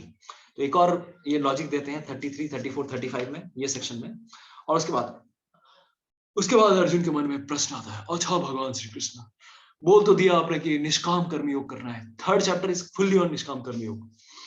तो अर्जुन को लगा आप बोल तो रहे हो निष्काम कर्म योग करना है, लेकिन लोग कर क्यों नहीं पाते, निष्काम भावना से कार्य कर क्यों नहीं पाते, why people are not able to do निष्काम कर्म योग। तब ये सेक्शन आता है, what is the section, who is the greatest enemy. तो हम लोगों ने इसके ऊपर एक अलग सेशन ही लिया था, इस संसार का सबसे बड़ा वैरी कौन है, सबसे बड़ा शत्रु कौन है। इस संसार का शत्रु अर्जुन ना तो कर्ण है, ना दुर्योधन है, ना पितामह भीष्म है, ना शकुनी है। इस संसार का सबसे बड़ा शत्रु कौन है, काम। Yes, thank you so much Sharada Prabhu, काम। तो ये काम ही है कि जो हमें अपना जो भगवान के प्रति भक्ति करने से, निष्काम कर्मयोग करने से हमें बाधा देता है। ऑफ कोर्स ये काम का मतलब ये नहीं कि इट्स अ ग्रॉस लस्ट जो हम सोचते हैं। काम का मतलब ये है कि when we have like intense material desire for something, for anything, किसी भी चीज के लिए, किसी भी व्यक्ति हो सकता है, किसी वस्तु के लिए इंटेंस मटेरियल डिजायर, बहुत ही इच्छा बहुत ज्यादा हो, उसको भी काम कहते हैं। ऐसे नहीं कि this is the gross lust, उसके बारे में भगवान श्री कृष्ण नहीं कर रहे हैं, इट्स अ जनरल आइडिया, भोग करने की इच्छा। तो ये हमारा सबसे बड़ा शत्रु है, इसको तुम जानो, this is the our greatest enemy. उसके बाद भगवान बताते हैं इस शत्रु को कहां तुम ढूंढ सकते हो, where you will find it. 3 example देते हैं, कहां पर, इंद्रियां और मन, mind, intelligence and senses. Yes, mind, intelligence and senses. तो ये 3 प्रकार से वो भगवान श्री कृष्ण यहाँ पर बताते हैं, माइंड, इंटेलिजेंस एंड सेंसेस। तो ये हायरार्की देते हैं। तो अगर इसके ऊपर सच में अगर विजय प्राप्त करनी है तो कैसे विजय प्राप्त करोगे, कौन सा वाला टॉपिक टारगेट सबसे ज्यादा लेना पड़ेगा। तो सबसे ज्यादा, हाँ एक और उदाहरण भी देते हैं, yes, this is the sitting place of, जिस प्रकार से हम शत्रु के पास जाते हैं, शत्रु को अगर धराशायी करना है तो पहले जानना पड़ेगा शत्रु कहाँ छुपा हुआ बैठा है, वेयर ही इज हाइडिंग, कहाँ उसने शरण लेकर रखी है। यहाँ पर बताते हैं सेंसेस, माइंड एंड इंटेलिजेंस। इंद्रियां, ये जो ग्रॉस बॉडी है यहाँ पर बैठा हुआ है, मन में है और इंटेलिजेंस में है। इसमें इंटेलिजेंस सबसे अंदर है, इसको पकड़ने के बजाय हमें सबसे इजी टारगेट को सबसे पहले नॉक डाउन करना है। What is that? सेंसेस। इंद्रियों को भोग की वस्तुओं के साथ कभी भी संपर्क में मत आने दो, ठीक है। और जब इंद्रियों का संपर्क मन के साथ चला जाएगा, क्योंकि मन का प्रॉब्लम क्या है, मन भोग के विषय के बारे में सोचना लगता है, तो पहले तो इंद्रियों को भोग के विषय से दूर करना पड़ेगा, तब मन धीरे धीरे शुद्ध होगा और बुद्धि बाद में शुद्ध होगी। इसीलिए first we have to work on senses. तो ये वो उदाहरण देता हूँ, घोड़े वाला उदाहरण, कि अगर अनकंट्रोल्ड माइंड है, अनकंट्रोल्ड सेंसेस है, तो पैसेंजर पूरी तरह से परेशान हो जाएगा। तो बुद्धि यहाँ पर क्या है? This is the chariot driver, mind is the reins, लगाम, और 5 इंद्रियां, 5 इस प्रकार से अनकंट्रोल्ड सेंसेस है। तो ये सब हम लोगों ने ऑलरेडी डिस्कस किया था। तो we have to work on easy target first. Easy target यहाँ पे क्या है? इंद्रियों को कंट्रोल करो, control your mind first, okay. Senses first, senses को पहले लगाओ। और सबसे इजी तरीका क्या है? देखिए यहाँ पर भगवान कुछ सॉल्यूशन भी देते हैं, एक प्रभुपाद या भक्ति शास्त्रों में सॉल्यूशन दिया जाता है। पहला सॉल्यूशन क्या है?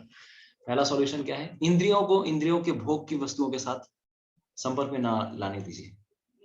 दूसरा, उनको कुछ हायर एंगेजमेंट भी दीजिए। हायर एंगेजमेंट क्या? भगवान की सेवा, भगवान का दर्शन, भगवान का श्रवण कीर्तन, ये हायर सेवा है। सिर्फ अगर भूखा, इंद्रियों को अगर सिर्फ भूखा रख देंगे तो उसकी डिमांड कैसे फुलफिल होगी?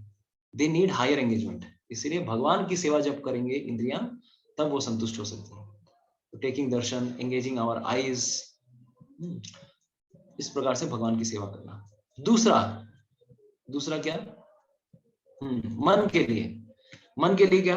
हमेशा भगवान की सेवा करने के लिए नए नए विचार सोचना, प्लानिंग करना, thinking about services, engaging in remembrance, शास्त्रों का पठन करना, ध्यान करना, शास्त्रों में क्या लिखा हुआ है, मनन करना, दिस इज ऑल्सो।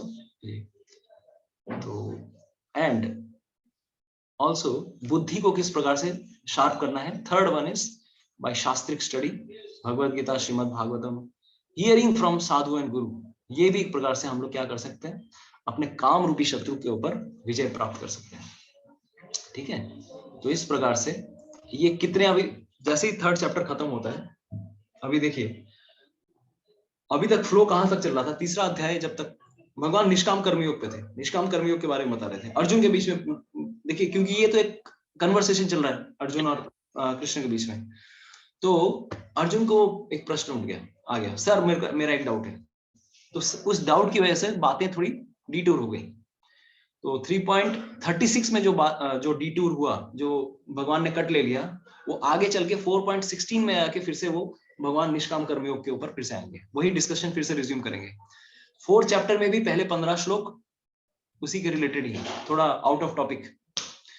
तो जैसे ही 3rd चैप्टर खत्म होता है, 4th चैप्टर शुरू होने वाला है। तो 3rd चैप्टर सुनने के बाद अर्जुन को लगा, अच्छा भगवान ने बोला कि काम के चक्कर में नहीं फंसना है, काम हमारा सबसे बड़ा शत्रु है, लेकिन मुझे अभी भी समझ में नहीं आ रहा है, मुझे युद्ध लड़ना है या नहीं लड़ना है? Why should I fight or should I not fight? तो इस चैप्टर 4 का नाम क्या है? Transcendental knowledge. तो ज्ञान की तलवार लेकर हमें इस असुर, इस कौन से रूपी असुर है? ये काम रूपी असुर जो है, हमारा सबसे बड़ा वैरी है, इस वैरी के साथ युद्ध करना है। इसीलिए 3रे अध्याय के बाद ही ये चैप्टर आता है, ज्ञान की तलवार लो और युद्ध लड़ो, अर्जुन यू शुड फाइट। तो this is the main theme for this section. Selflessness leads to transcendental knowledge. जब तुम निष्काम कार्य से कर्म, निष्काम भावना से कर्म करोगे, ऑटोमेटिकली हृदय में दिव्य ज्ञान प्रसारित होगा। तो ऐसा करते करते भगवान श्री कृष्ण ने पहले स्टार्ट किया क्या कि ये ज्ञान मैंने किसको दिया था? ये ज्ञान मैंने सबसे पहले किनको दिया था? सूर्य देव को दिया था। तो वो एक डिटूर ले लेते हैं भगवान श्री कृष्ण। ये ज्ञान फर्स्ट ऑफ ऑल मैंने भगवान सूर्य देव को दिया था, सूर्य देव ने अपने पुत्र को दिया, उसने फिर अपने पुत्र को दिया। लेकिन आज ये ज्ञान मैं तुम्हें क्यों दे रहा हूं अर्जुन?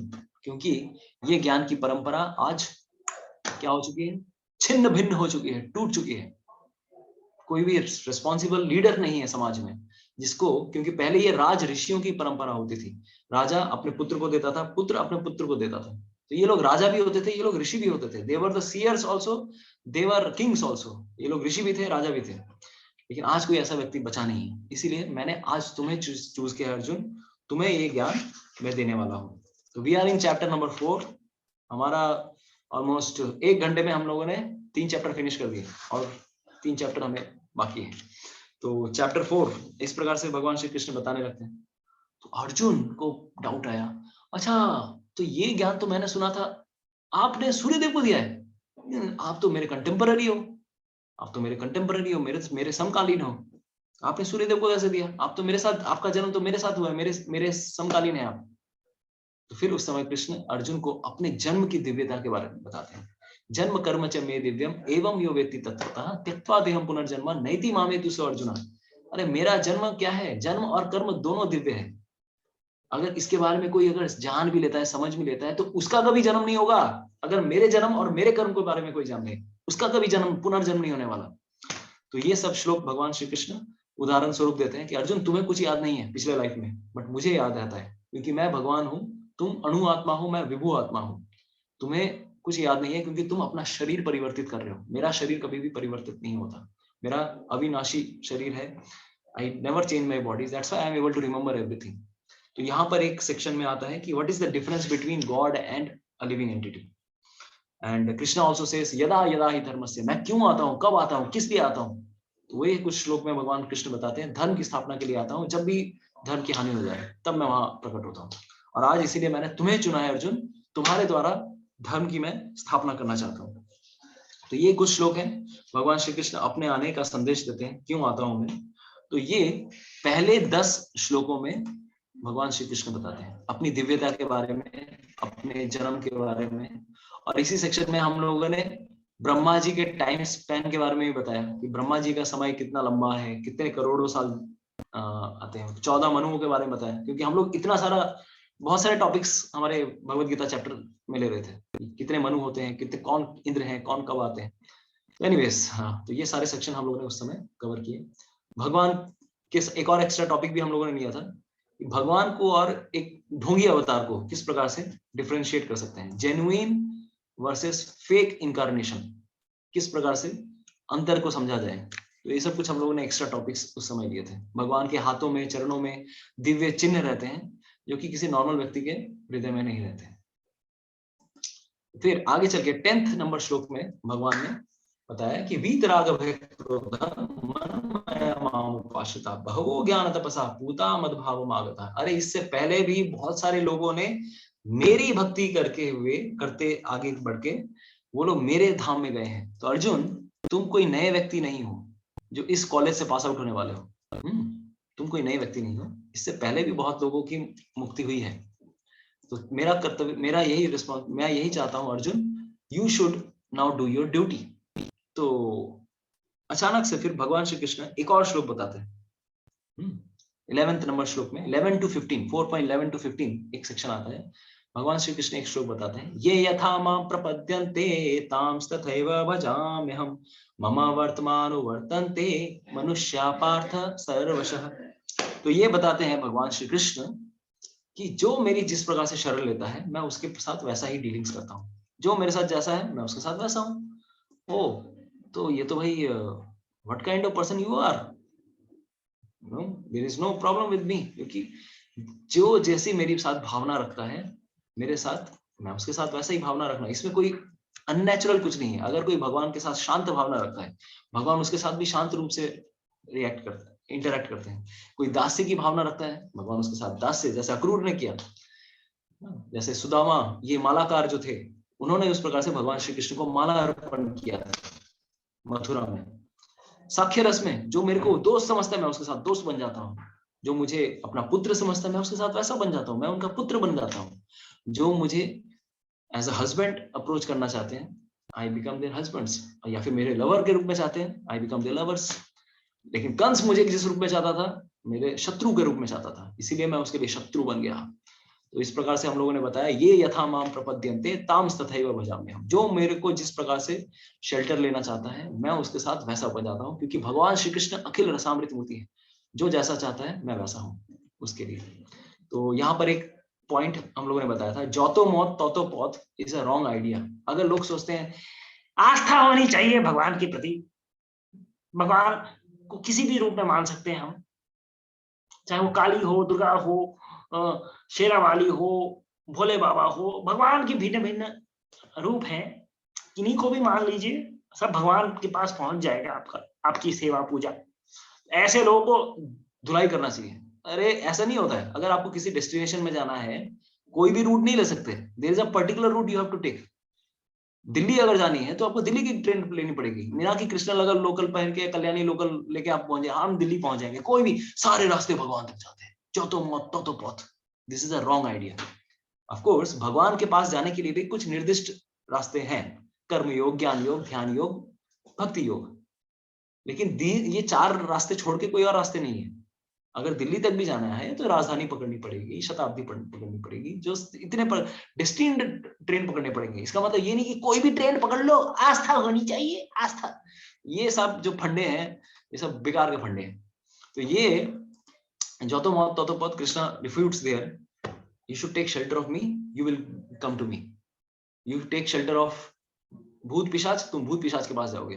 तो एक श्लोक बाद में आता है कि यान्ति देव पिता देवान, पितृन यान्ति पितृवितान, भूतानि यान्ति भूतेज्य, यान्ति मदयाजिनो अभिमान। जो मेरी शेल्टर लेते हैं वो मेरे पास आएंगे, जो भूतों की शेल्टर लेते हैं वो भूत के लोक में जाएंगे, जो पितरों की शेल्टर लेते हैं वो पितरों के लोक में जाएंगे, जो देवताओं की शेल्टर लेते हैं वो देवताओं के लोक में जाएंगे। दैट मीन्स जो तो मौत तो पौत इज नॉट ट्रू। भगवान के पास जाना है तो कुछ स्पेसिफिक रास्ते हैं, उन रास्तों को ही पकड़ना पड़ेगा, ना कि अपने मन गणत कोई भी रास्ते आप ले लीजिए और भगवान के पास पहुंच जाएंगे। नहीं, इट्स नॉट पॉसिबल। तो ये सेक्शन बोलने के बाद भगवान श्री कृष्ण और 2 रास्ते बताते हैं कि कुछ लोग डायरेक्टली मेरी शेल्टर नहीं लेते हैं। तो कुछ लोग वो कौन है, तो वो लोग क्या करते हैं, वो लोग इनडायरेक्ट शेल्टर लेते हैं। क्या करते हैं वो लोग, तो उन्होंने 2 ऐसे प्रिंसिपल्स बताए। कुछ लोग वो हैं जो कि देवताओं की शेल्टर लेंगे, तो दे वर्शिप डेमी गॉड्स। तो he mentions this in shloka number 4.12। तो उन्होंने एक नया सिस्टम के बारे में बताया। कुछ लोग देवताओं की पूजा करते हैं, जो मेरी पूजा नहीं कर सकते वो देवताओं की पूजा कर रहे हैं। और या तो फिर अगर जो देवताओं की भी पूजा नहीं कर पा रहे तो वो फिर क्या करेंगे, दे विल डू वर्णाश्रम ड्यूटी। तो उन्होंने फिर भगवान कृष्ण बताया ये 4 जो वर्ण आश्रम है, चतुर्वर्ण्य मया सिस्टम गुण कर्म विभाग तस्य कर्तारम अपि माम विद्धि अकर्तारम अव्ययम। ये जो दोनों जो साइड सिस्टम मैंने जो बताया अभी, कौन से, देवताओं की पूजा करने के लिए और वर्णाश्रम की जो सिस्टम है, ये जो 2 साइड सिस्टम बताए, ये उन लोगों के लिए है जो मेरी डायरेक्ट शेल्टर नहीं ले रहे हैं। धीरे धीरे ग्रेजुअली प्यूरिफिकेशन इन लोगों को चाहिए, ठीक है, लेट इट गो। लेकिन इन सब की भी सृष्टि मैंने ही की है। तो नाउ इन 4.15 ही सेज, मैं हर जगह अकर्तारम हूं, मैं करता हूं लेकिन मैं करता नहीं हूं, I am just detached from this world. तो ये भगवान श्री कृष्ण बताते हैं, अगर कोई मेरे इस नेचर को जान ले कि मैं इस जगत में सब कुछ कर रहा हूं लेकिन मैं कुछ नहीं कर रहा हूं, I am just detached from this world, अगर ये भी कोई जान लेता है तो उसके लिए भी मुक्ति का रास्ता सफल हो जाता है। तो इस तरह से 4.15 में भगवान श्री कृष्ण बताते हैं कि follow me, don't follow others. तो this is the thing. Now 16 to 24, 16 से 24वां नंबर जो सेक्शन आता है, ये अभी एक और सेक्शन शुरू होता है जिसमें भगवान श्री कृष्ण थोड़ा, अभी हमने क्या बताया, भगवान 3rd चैप्टर में निष्काम कर्मयोग के बारे में बता रहे थे। अभी 4th चैप्टर में फिर से वही टॉपिक फिर से रिज्यूम कर रहे हैं, क्योंकि बीच में अर्जुन ने एक प्रश्न पूछ दिया काम के बारे में, तो भगवान थोड़ा डिटूर ले लिया उन्होंने, फिर काम से वो पहुंच गए गुरु परंपरा के ऊपर, फिर गुरु परंपरा से फिर वो अपने बारे में बताया, मैं क्यों इस जगत में आता हूँ, फिर उसके बाद फिर थोड़ा और डिटूर ले लिया उन्होंने कि मैंने फिर 2 वर्णाश्रम का सिस्टम बनाया है, देवताओं की पूजा के लिए सिस्टम बनाया है, तो इस तरह से ये सब सिस्टम्स बनाए हैं मैंने। तो पूरा डिटूर चल रहा था, भगवान पूरा रास्ता से इधर हो गए, फिर अभी रास्ता फिर लौट के आते हैं, फिर से कर्मयोग को रिज्यूम करते हैं, निष्काम कर्मयोग। तो इस पॉइंट से 16 to 24 में वो कुछ चीजें बताते हैं, 3 प्रकार के कर्मों के बारे में बताते हैं, कर्म, अकर्म और विकर्म। These 3 concepts are very difficult to understand. किसी को समझ में नहीं आने वाला कि अरे अच्छे विद्वान लोग भी कंफ्यूज हो जाते हैं, क्या कर्म है, क्या अकर्म है, क्या विकर्म है, ठीक है।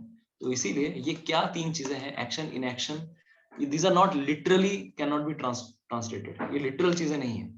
तो इसके लिए शास्त्रों को समझना बहुत जरूरी है। इस सेक्शन में हम लोगों ने बहुत सारी कहानियां डिस्कस की थी, अजामिल की कहानी डिस्कस की थी, देवराज इंद्र के बारे में बताया था, वृत्तासुर की कहानी डिस्कस की थी, फिर वृत्तासुर से बचने के लिए देवराज इंद्र ने वो जो पाप किया, एक ब्राह्मण को मारा उन्होंने, इससे बचने के लिए फिर क्या क्या नहीं करना पड़ा, क्योंकि ऐसे विद्वान व्यक्ति, देवराज इंद्र भी पाप के चक्कर में फंस गए, इतने विद्वान है। इसीलिए समझना बहुत मुश्किल है क्या कर्म है, क्या अकर्म है, क्या विकर्म है। इस सेक्शन में जगाई मधाई की कहानी भी हम बताते हैं, बहुत सारी कहानियां चर्चा करते हैं, और फिर दुर्वासा मुनि की कहानियां बताते हैं कि श्रुतिचारी गोपियां वो भी समझ नहीं पाती कि भगवान श्री कृष्ण को कैसे समझे। श्रुति मतलब शास्त्र के साक्षात रूप से वो शास्त्र हैं, उनको भी कृष्ण को समझने के लिए they are not able to understand Krishna. ये कर्म अकर्म और विकर्म का concept is very difficult to understand. अच्छे अच्छे 30 मार्क लोग कंफ्यूज हो जाते हैं। यहाँ पर भगवान श्री कृष्ण बहुत सिंपल लैंग्वेज में इन 3 टर्मिनोलॉजीज को बताते हैं। कर्म क्या, अकर्म क्या है? अकर्म का मतलब क्या है? कर्म करें लेकिन फल आपके ऊपर ना आए। कर्म तो कर रहे हैं, ड्यूटी कर रहे हैं, लेकिन फल आपके ऊपर नहीं आ रहा है, तो फल कौन ले रहे हैं? कृष्ण ले रहे हैं। वो सारे कार्य जब हम भक्ति के मूल्य कार्य करते हैं, जब हम कृष्ण को समर्पित करते हैं कोई भी कार्य कृष्ण की संतुष्टि के लिए, ऐसे कार्य को कहा जाता है अकर्म, जिसमें खुद की इंद्रिय तृप्ति नहीं बल्कि भगवान कृष्ण की संतुष्टि मेन मोटिवेशन रहता है। और इससे क्या मिलता है? हमें परम सुख की अनुभूति होती है। विकर्म का मतलब क्या है? विकर्म मतलब विकर्म, ऑपोजिट ऑफ कर्म। मतलब शास्त्रों में जो कर्म लिखे हुए हैं हमें कार्य करने के लिए, ठीक उल्टा कार्य करें हम। इसका मतलब क्या? अपने भोग के लिए सब कार्य करना, लेकिन शास्त्रों के विरुद्ध 4 नियमों का भंग करना। इसी समय हम लोगों ने 4 रेगुलेटरी प्रिंसिपल्स, धर्म के 4 पिलर के बारे में बताया था। निषिद्ध कर्म करना, और इससे क्या होगा? बैड रिएक्शन, तो डिजीज हो सकते हैं, नरक में जा सकते हैं, bad birth one will get, या तो उसको गरीबी में जीना पड़े, तो इस प्रकार के खराब रिएक्शंस उनको मिलते हैं। ठीक है, तो ये सब हम लोगों ने चर्चा की थी। और कर्म का मतलब क्या है? Work with attachment but according to shastra, शास्त्र के हिसाब से कार्य करना। एक है शास्त्र के विरुद्ध कार्य करना, एक है शास्त्र के सम्मत कार्य करना, लेकिन अपने लिए करना। इसीलिए ऐसे कार्य को कहा गया कर्म। तो अपने लिए, अपने भोग के लिए, लेकिन शास्त्र के सम्मत अगर कोई कार्य करे, इसका फल क्या मिलेगा? गुड रिएक्शन, अच्छे फल मिलेंगे। स्वर्ग में जाने का रास्ता मिलता है, अच्छा जन्म मिलता है, बुद्धि अच्छी मिल सकती है, ब्यूटी अच्छी मिल सकती है, अच्छी प्रकार की फैकल्टीज आपको मिल सकती है, सब कुछ आपको अच्छे मिलेंगे। अच्छा जन्म, अच्छे राजघराने में जन्म मिलेगा, अच्छे वेल्दी फैमिली में मिलेगा, या फिर बुद्धि, यू विल बिकम इंटेलिजेंट, या फिर वेल्दी फैमिली में जन्म, या तो अच्छी, you can get a beautiful body also. लेकिन पाप का फल क्या होता है? ना तो अच्छा जन्म मिलेगा, झुग्गी झोपड़ी में रहेंगे, बदसूरत होंगे, बुद्धि से भी नीचे रहेंगे, और नरक में भी जा सकते हैं। तो ये सारे कार्य भगवान श्री कृष्ण ये 3 सारे कॉन्सेप्ट्स बताते हैं इस सेक्शन में, कर्म अकर्म विकर्म। तो इससे निकलने का रास्ता क्या है? रास्ता यही है अर्जुन, यज्ञ करो। क्योंकि जब निष्काम कर्म कोई करता है, देन व्हाट हैपेंस? निष्काम कर्म करने के कारण किसी के मन में, हृदय में, there automatically develops detachment from fruits. निष्काम करने से ऑटोमेटिकली डिटैचमेंट फ्रॉम फ्रूट्स आते हैं, और उसकी वजह से हृदय में क्या होती है? There is a development of knowledge. जब भी कोई कार्य सैक्रिफाइस की तरफ से कोई करता है, whenever there is a sacrifice, yes, whenever someone does a sacrifice, किसी के लिए भी कोई सैक्रिफाइस करता है, ऑटोमेटिकली उसकी चेतना में विकास होता है। तो प्रिंसिपल ऑफ सैक्रिफाइस मीन्स अपने भोग के लिए ना कार्य करके उससे ऊपर उठो। This is the principle. Something which we could have used for ourselves, that we are using for a higher cause. ऊंचे उद्देश्य के लिए उस कार्य को करना। तो इसी सेक्शन में 16 to 24 में भगवान क्या करते हैं? बहुत सारे यज्ञों के बारे में बताते हैं। यज्ञ का मतलब ये नहीं कि भाई यज्ञ का एक स्टीरियोटाइप डेफिनेशन होगा। यज्ञ के बारे में बताते हैं बहुत प्रकार से कोई यज्ञ कर सकता है। कोई अपनी संतान के लिए सैक्रिफाइस कर रहा है, कोई अपने बच्चों की परवरिश के लिए कर रहा है, कोई देश के लिए यज्ञ कर रहा है सैक्रिफाइस, कोई दूसरों के लिए, भूखे के लिए कोई सैक्रिफाइस कर रहा है, कोई भगवान के लिए या फिर कोई देवता के लिए कर रहा है। तो there is a sacrifice in every place. लेकिन सैक्रिफाइस करने से देयर आर वाइड वैरायटीज। तो इसीलिए 25 से 29वें नंबर श्लोक में भगवान श्री कृष्ण इस सैक्रिफाइस के सेक्शन को इंट्रोड्यूस करते हैं। ठीक है, दिस इज अ रिकमेंडेशन। लेकिन बेस्ट रिकमेंडेशन क्या? एक को भी रिकमेंड नहीं करते हैं। इतने सारे सैक्रिफाइस हो रहे हैं लेकिन एक को भी रिकमेंड नहीं करते। Best recommendation is sacrificing for Vishnu. लेकिन यहाँ पर बहुत सारे टाइप ऑफ सैक्रिफाइस जरूर भगवान बताएंगे, एक को भी रिकमेंड नहीं करेंगे, वो बस नाम बता के छोड़ देंगे। तो ये इतने प्रकार के सैक्रिफाइस के बारे में बताते हैं। ब्रह्मचारी कुछ सैक्रिफाइस कर रहे हैं, देवताओं की पूजा करने वाले कर्म कांड कर रहे हैं, लेकिन कुछ धन संपत्ति तो भगवान कृष्ण देवता को अर्पण कर रहे हैं कि नहीं? ये भी तो सैक्रिफाइस हुआ। जो योगी हैं वो भी सैक्रिफाइस कर रहे हैं, अपने एग्जिस्टेंस को ब्रह्म ज्योति में लीन करना, ये भी एक तरह से सैक्रिफाइस है। ब्रह्मचारी मन को कंट्रोल करना चाहता है, वो भी एक तरह से सैक्रिफाइस है। गृहस्थी में कोई व्यक्ति है, वो भी एक तरह से सैक्रिफाइस कर रहा है। वो भोग की वस्तुओं को एक तरह से like he is doing sacrifice of sense object in the senses, ठीक है? तो he is also doing sacrifice. तो wide variety of sacrifices he mentions in this section. तो इस प्रकार से, लेकिन किसी को भी रिकमेंड नहीं करते हैं वो, कृष्ण किसी को भी रिकमेंड नहीं करते हैं। बेसिकली अर्जुन के मन में वो सैक्रिफाइस के बारे में वो थोड़ा इंट्रोड्यूस करना चाहते थे, दिस कॉन्सेप्ट ऑफ सैक्रिफाइस वो बताना चाहते थे। और आगे चल के अर्जुन को क्या बताना चाह रहे हैं? अर्जुन, तुमको क्या लगता है, व्हाट डू यू थिंक, इस संसार में हर व्यक्ति अगर यज्ञ कर रहा है, कोई ब्रह्मचारी यज्ञ कर रहा है, कोई गृहस्थी हो में यज्ञ कर रहा है, इतने प्रकार के लोग यज्ञ कर रहे हैं, और तुझे लगता है कि तू युद्ध कर रहा है, तू यज्ञ नहीं कर रहा है? अगर तुम सही चेतना रखते हो Arjun, you are also doing yajna. And what kind of yajna? सिर्फ यज्ञ को तुम एक स्टीरियोटाइप डेफिनेशन मत समझो कि बस आहुति डालूंगा वही यज्ञ होता है, नहीं। यज्ञ का मतलब है कि sacrificing something for a higher cause. और यहाँ पर तुम एक तरह से क्या हो, कुरुक्षेत्र यज्ञ कुंड है, ब्राह्मण कौन है? तू। कौरव क्या है? आहुति। इनकी आहुति ले ली है इस यज्ञ कुंड में। और गांडीव जो है तुम्हारा, जो तुम्हारी जो गांडीव है, यहाँ पर ये तुम्हारी चम्मच के समान है जिससे तुम घी डालोगे। और घी क्या है? तुम्हारे जो तीर हैं, बाण हैं, वो तुम्हारे like they are like arrows, they are the spoon, this is the key। तो इस प्रकार से अर्जुन की चेतना को बढ़ाते हैं भगवान श्री कृष्ण। और आगे चल के देखिए, इतना सब कुछ भगवान श्री कृष्ण ने यज्ञ के बारे में बताया। अभी धीरे धीरे चैप्टर को समराइज करना शुरू करते हैं। अर्जुन, यज्ञों का उद्देश्य क्या है? यज्ञों का उद्देश्य यही है कि हृदय को संतुष्ट करना। We should be satisfied with in our heart, सारे पापों से मुक्त होना। तो 30, this is 30 to 33, shloka number 4 chapter 30 to 33। भगवान जस्ट फास्ट फॉरवर्ड रिवाइज करते हैं। यज्ञों का उद्देश्य यही है कि इस संसार में अगर कोई यज्ञ नहीं करेगा तो संतुष्ट नहीं रह सकता। He can not remain happy in this world without doing यज्ञ। इसलिए अर्जुन, यज्ञ करो। यज्ञ करना बहुत जरूरी है, सबके लिए यज्ञ करना जरूरी है, सैक्रिफाइस करना बहुत जरूरी है। तो इस प्रकार से वो यज्ञ की महानता के बारे में बताते हैं। और यज्ञ करने से ज्ञान का प्रकाश होता है, ठीक है? यज्ञ करने से, ये कर्म को जब निष्काम रूप से किया जाए तो क्या होता है? One gets knowledge. समझ में आया?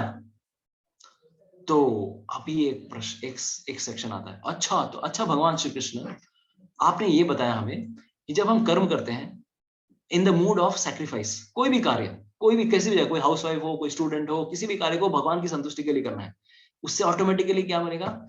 हमें दिव्य ज्ञान की प्राप्ति होगी। हम भगवान के बारे में अच्छी प्रकार से जान सकते हैं, भगवान को समझ सकते हैं। This is knowledge, higher knowledge, transcendental knowledge. लेकिन एक और तरीके से भी यज्ञ मिल सकता है, एक और तरीके से भी यज्ञ मिल सकता है, एक और तरीके से भी ज्ञान मिल सकता है। अच्छा, कौन से तरीके से? तो भगवान श्री कृष्ण बताते हैं, यज्ञ करने से तो ज्ञान मिलता ही है, और ज्ञान करने से फिर यज्ञ करते हैं। लेकिन एक और तरीका भी है इससे आगे निकलने का। What is that? Approach a spiritual master. अगर ज्ञान को पाना है तो डायरेक्टली गुरु को अप्रोच करो ना। अगर कोई गुरु को अप्रोच करता है, ऑटोमेटिकली उसको ज्ञान मिलेगा। He will become much more realised in knowledge. तो ये मैं चाहता हूं अर्जुन। तो उस समय 4.34 में ऑल ऑफ अ सडन एक श्लोक आ जाता है जिसका मतलब ये क्या है कि that means that tells us to take shelter of a guru। तद विद्धि प्रणिपातेन परिप्रश्नेन सेवया उपदेक्षन्ति ते ज्ञानम ज्ञानिनस्तत्वदर्शिनः। तो भगवान अर्जुन को बताते हैं, अर्जुन गुरु की शेल्टर लो, और गुरु के सामने क्या करो? You should, what you should do? You should ask questions, प्रश्न पूछो। लेकिन सिर्फ प्रश्न पूछने से ही तुम्हारे सॉल्यूशन, आंसर नहीं मिलने वाले। देखिए, जब हम किसी को प्रश्न पूछते हैं तो प्रश्न का उत्तर जरूर मिलता है, इंफॉर्मेशन जरूर मिलता है, but there is no transformation. हृदय को अगर ट्रांसफॉर्म करना है, ट्रांसफॉर्म करने के लिए क्या करना चाहिए? Then there should be submission and service. मतलब क्या? नतमस्तक होकर उनकी सेवा करना और नम्रता की भावना होना। इसीलिए गुरु के पास जब भी कोई अप्रोच करता है, without like humility, without submission, without service attitude, वैष्णवों के प्रति, भगवान कृष्ण के प्रति अगर किसी का सर्विस एटीट्यूड नहीं है, सेवा का भावना नहीं है, तो वो ट्रांसफॉर्मेशन सिर्फ दिमाग तक रह जाता है, वो हृदय तक नहीं जाता है। बस that information is just in the mind, it doesn't go inside. इसीलिए ये प्रॉब्लम है। इसीलिए गुरु के पास जब कोई जाता है, ऑटोमेटिकली नम्रता का स्वभाव लेकर कोई अप्रोच करते थे पहले के समय। तो इस सेक्शन में हम लोगों ने गुरु के बारे में मेंशन किया था। इस संसार से अगर निकलना है, सब हर व्यक्ति को गुरु की शेल्टर लेना बहुत जरूरी है, क्योंकि ये संसार दावा नल लीड होगा। इस संसार से अगर निकलना है, किसी न किसी एक अभिज्ञ व्यक्ति की शेल्टर लेना बहुत जरूरी है, क्योंकि हमें नहीं पता इस संसार से कैसे निकल सकते हैं। तो we should take shelter of a bona fide guru. और हर व्यक्ति इस संसार में गुरु की शेल्टर लेता है, एवरीवन, चाहे वो डांसिंग के फील्ड में हो, चाहे कराटे के फील्ड में हो, बैट्समैन हो, हर व्यक्ति को गुरु चाहिए। Why not in actual life also? भगवान कृष्ण ने भी अपने जीवन में गुरु को एक्सेप्ट किया, चैतन्य महाप्रभु ने भी किया, भगवान श्री रामचंद्र ने भी किया। हम सबको गुरु चाहिए, हर व्यक्ति को। तो this is what Krishna mentions in this section. तो 4.34 के बाद आगे चल के जस्ट लास्ट में भगवान श्री कृष्ण ज्ञान को ग्लोरीफाई करते हैं। इस ज्ञान की क्या महिमा है, क्या बताऊं अर्जुन, क्या बताऊं, इस ज्ञान की क्या महिमा है। ही mentions in this section 34 to 42। ऐसा अगर कोई ज्ञान किसी को मिले, गुरु से डेवलप किया हुआ ज्ञान या निष्काम कर्मयोग से जो ज्ञान मिलता है हमें, उसके जीवन में कभी भी कोई बिविल्डरमेंट नहीं रहेगी, मोह नहीं रहेगा, हमेशा सही, हर चीज सही प्रकार से दिखेगी, पाप से मुक्त हो जाएगा, सब प्रकार से। वो ऐसा ज्ञान सबसे प्योर ज्ञान है। तो we should always try to develop knowledge. और फिर आगे चल के वो बताते हैं इस रास्ते पर दो सबसे बड़े प्रॉब्लम्स हैं। क्या? इस ज्ञान के रास्ते पर, गुरु की शेल्टर लेने के रास्ते पर दो बाधा आती है। क्या? अश्रद्धा और संशय, डाउट्स एंड फेथलेसनेस। इसलिए फेथ का होना बहुत जरूरी है इस रास्ते पर, भक्ति के रास्ते पर। That's why we should have faith, faith in scriptures, faith in sadhu, faith in guru.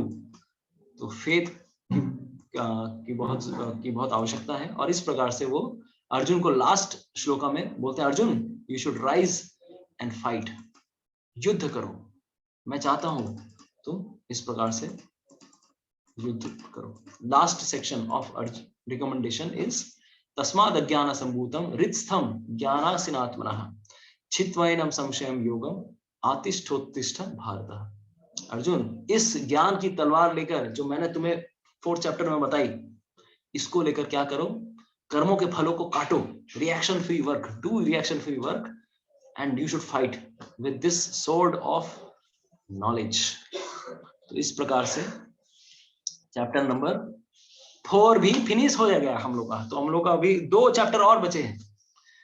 तो Hare Krishna, you are enjoying the session और बाउंसर जा रहा है? Everything is all right? क्योंकि 6 चैप्टर को एक दिन में खत्म करना है, तो हमें थोड़ा फास्ट फॉरवर्ड तो करना पड़ेगा। यस शर्मिष्ठा माता जी, सब ठीक ठाक है? डाइजेस्ट होच्छे तो? हरे कृष्णा। बहुत तेजी से चल रहा है। हाँ, बहुत तेजी से चल रहा है। बिल्कुल मिक्सर, दिमाग में मिक्सी चल रही है एकदम। मिक्सी बार बार सुनेंगे। इसीलिए क्या है, हमें खुद से भी स्वाध्याय करना है, पढ़ना बहुत जरूरी है, इसीलिए पढ़िए। एनीवेज, मैं साथ में स्लाइड्स इसलिए दिखा रहा हूँ क्योंकि आप लोगों को विजुअल इंप्रेशंस याद आएंगे, तो उससे रिलेटेड हम लोगों ने जो डिस्कस किया था वो भी थोड़ा बहुत याद आ जाएगा। तो एनीवेज, तो इस प्रकार से चैप्टर 4 खत्म होता है। किसके द्वारा? भगवान श्री कृष्ण ने चैप्टर 4 में ज्ञान के बारे में इतना बता दिया, अर्जुन पूरा कंफ्यूज हो गया। मतलब इसका मतलब भगवान क्या चाहते हैं? मुझे ज्ञानी बनना चाहिए। अर्जुन को लगा भगवान ने इतना ज्ञान के बारे में बताया, इतना ज्ञान के बारे में बताया, इसका मतलब I think I should become a ज्ञानी, यानी संन्यास ले लो। तो 4th और 5th चैप्टर का कनेक्शन यही है कि अर्जुन, ये यज्ञ के बारे में भगवान ने बताया, यज्ञ करना चाहिए, यज्ञ की क्या विशेषता है, यज्ञ से क्या मिलता है, यज्ञ से ज्ञान मिलता है। वो ज्ञान के बारे में इतना उसको अच्छा लगने लगा। अच्छा, इसका मतलब I should do what? I should rather do I should rather take sannyas. Arjun को समझ में ही नहीं आया कि क्या करना चाहिए। लेकिन एक और प्रॉब्लम में कंफ्यूजन ये भी हुआ कि 4.42 में भगवान ने फाइनल पंचिंग स्टेटमेंट भी दिया, अर्जुन ज्ञान की तलवार लेके युद्ध करो, ज्ञान की तलवार लेके युद्ध करो। तो दो कॉन्ट्राडिक्टरी स्टेटमेंट्स थी अर्जुन के लिए, दो कॉन्ट्राडिक्टरी स्टेटमेंट। एक तरफ बोल रहे हो ज्ञान ज्ञान बहुत अच्छा है, दूसरी तरफ बोल रहे हो कि तलवार लेके युद्ध करो, मुझे करना क्या है, व्हाट शुड आई डू। तब भगवान श्री कृष्ण को समझ में आया कि फिर से ये कंफ्यूज हो गया।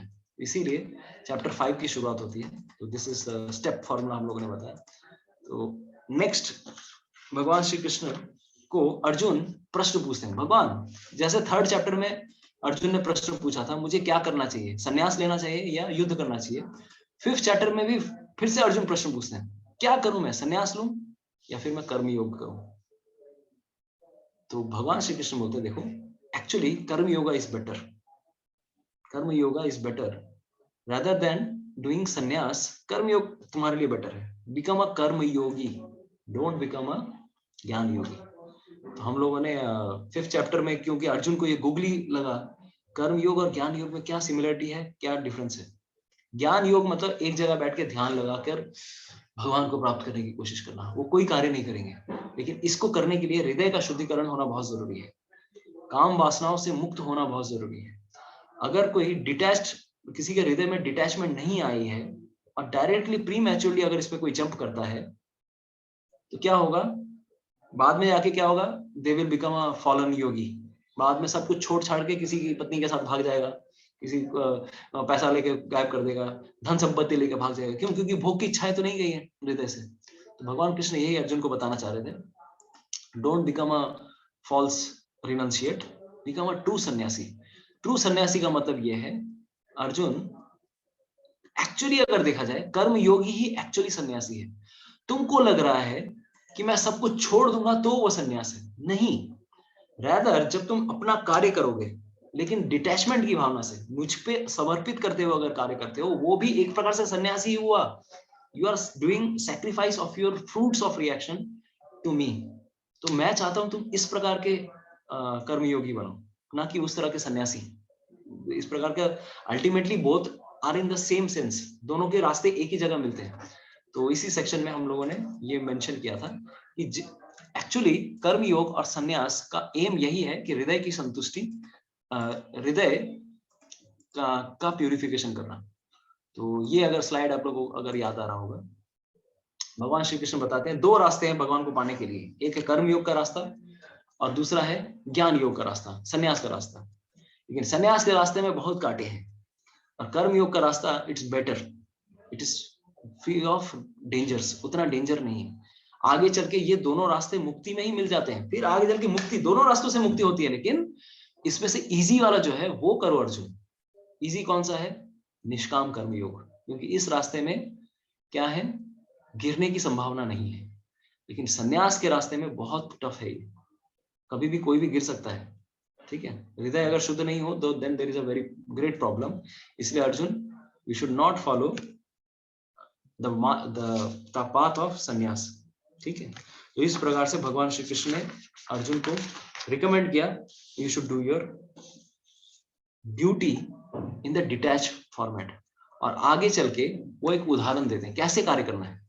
एक पद्म पत्रम इवं बसा, वो उदाहरण देते हैं किससे हमें सीखना है, कमल के पत्ते से सीखना है। कमल के पत्ते से सीखिए कि किस प्रकार से हमें कार्य करना है। इस संसार में रहना है लेकिन संसार का बन के नहीं रहना है। जैसे पानी के अंदर पत्ता रहता है, कमल का पत्ता, लेकिन वो हमेशा वाटर प्रूफ रहता है। उसी प्रकार से इस जगत में रहो, कार्य करो, लेकिन कार्य के बंधनों में फंसो मत। ये एक कौशल है। इसको कैसे कोई समझ सकता है? जब भगवत गीता कोई समझेगा तब वो समझेगा। ठीक है, इस सेक्शन में हम लोगों ने बहुत मेंशन किया था कि इस पत्र पुष्पम पद्म पुष्पम पद्म पत्रम इवाम भाषा, इसके बारे में हम लोगों ने बहुत चर्चा की थी। नाउ ये जो सेक्शन जैसे ही खत्म हुआ, then there is a mention of 3 doers. 3 प्रकार के लोग हैं, 3 प्रकार के कर्ता हैं। किसी को याद आ रहा है ये वाला सेक्शन? 3 प्रकार के कर्ता है। मेरे दुख का एक्चुअली कारण कौन है? किसके कारण मुझे दुख भोगने पड़ रहे हैं। तो यहाँ पर भगवान श्री कृष्ण बताते हैं एक्चुअली देखो अर्जुन, कोई भी कार्य होता है 3 प्रकार के कर्ता इन्वॉल्व है। What are they? भगवान। कुछ लोग सोचते हैं कि सब कुछ भगवान की इच्छा अनुसार है, तो मैं अपने जीवन में मैं कष्ट पा रहा हूँ, सब भगवान की इच्छा से कष्ट पा रहा हूँ, सब भगवान। हरे कृष्णा। तो सब भगवान की इच्छा से ही हो रहा है, लेकिन ऐसा नहीं है। भगवान परमिशन देते हैं। There are 3 types of doer. Soul is a desiring doer, इच्छा करते हैं। Material nature fulfils on the order of god, super soul. भगवान सब कुछ करा जरूर ले रहे हैं, लेकिन भगवान आत्माओं की इच्छा के अनुसार से करवा रहे हैं। हर चीज इस पे पर डिपेंड करती है कि एक जीवात्मा क्या चाहती है, और उस हिसाब से भगवान अगर सैंक्शन करेंगे तब भौतिक प्रकृति इस संसार को वो सारी चीजें फुलफिल करती है। तो रोल ऑफ सोल के बारे में हम लोगों ने मेंशन किया। Role of we also mentioned role of material nature. प्रकृति का क्या रोल है? प्रकृति बस प्रोवाइड करती है depending on the persons Karma. अगर उसके कर्मों में है तो वो प्रोवाइड करेगी, अगर कर्मों में नहीं है तो हम प्रोवाइड नहीं कर सकते। हर इच्छा सबकी पूरी नहीं होती, लेकिन सारी चीजों के जड़ क्या है? कोई भी जीव क्यों कार्य कर रहा है? क्योंकि उसके हृदय में स्वभाव, पिछले करोड़ों जन्मों के जो हृदय के अंदर स्वभाव है, जो कामनाएं हैं, जो वासनाएं हैं, वो प्रेरित करती है उसको हर कार्य कराने के लिए। और परमात्मा सिर्फ देखते रहते हैं आत्मा क्या चाहती है। एक व्यक्ति के हृदय में आत्मा और परमात्मा दोनों अवस्थित हैं। परमात्मा is a neutral person. He just sees what you want, and if you have karma for that, then your desire will be fulfilled. If you don't have karma for that, then your desires will not be fulfilled. So this is as simple as that. इसमें भगवान को दोषी नहीं देना चाहिए कि हर कार्य के पीछे भगवान ही रिस्पॉन्सिबल है। भगवान तो भाई he is a detached person. तो इस सेक्शन में हम लोगों ने काफी अच्छी प्रकार से चर्चा की थी। तो हमें यहाँ से क्या सीखना है?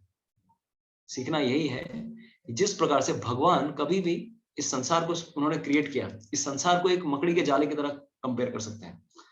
तो मकड़ी के जाला जरूर एक मकड़ी क्रिएट करती है, लेकिन मकड़ी कभी फंसती नहीं है, और ना ही उसके जो छोटे छोटे बच्चे होते हैं वो उस मकड़ी के जाले में फंसते हैं। उसी प्रकार से, लेकिन फंसते कौन है? वो फंसते हैं, वो मक्खियां आके फंस जाती हैं जो इस जाले को देख के आकर्षित हो जाती हैं, और वो सोचती है मैं इस जाले को भोगना चाहती हूँ, इतना सुंदर लग रहा है ये जाला, कितना मजा आ रहा है। और स्पेशली जब ठंडी के दिनों में कुआसे की बूंद इसके ऊपर जमती है, देखा होगा आप लोगों ने, कितना मजेदार लगता है वो। तो वो अट्रैक्टिव लगने लगता है, ये संसार अट्रैक्टिव लगने लगता है, वो भोग की भावना आ जाती है। लेकिन वही लोग फंसते हैं, वही मक्खियां आके फंस जाती हैं जो भोगना चाहती हैं। उसी प्रकार से जो भगवान के भक्त होते हैं या भगवान इस जगत में कभी भी फंसने वाले नहीं है। तो हमारे लिए लेसन क्या है? We have to learn the way how to live in this world and never get entangled. फंसिए मत इस जगत से, ठीक है?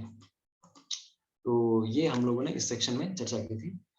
आगे चल के 5th चैप्टर फिर भगवान बताते हैं कि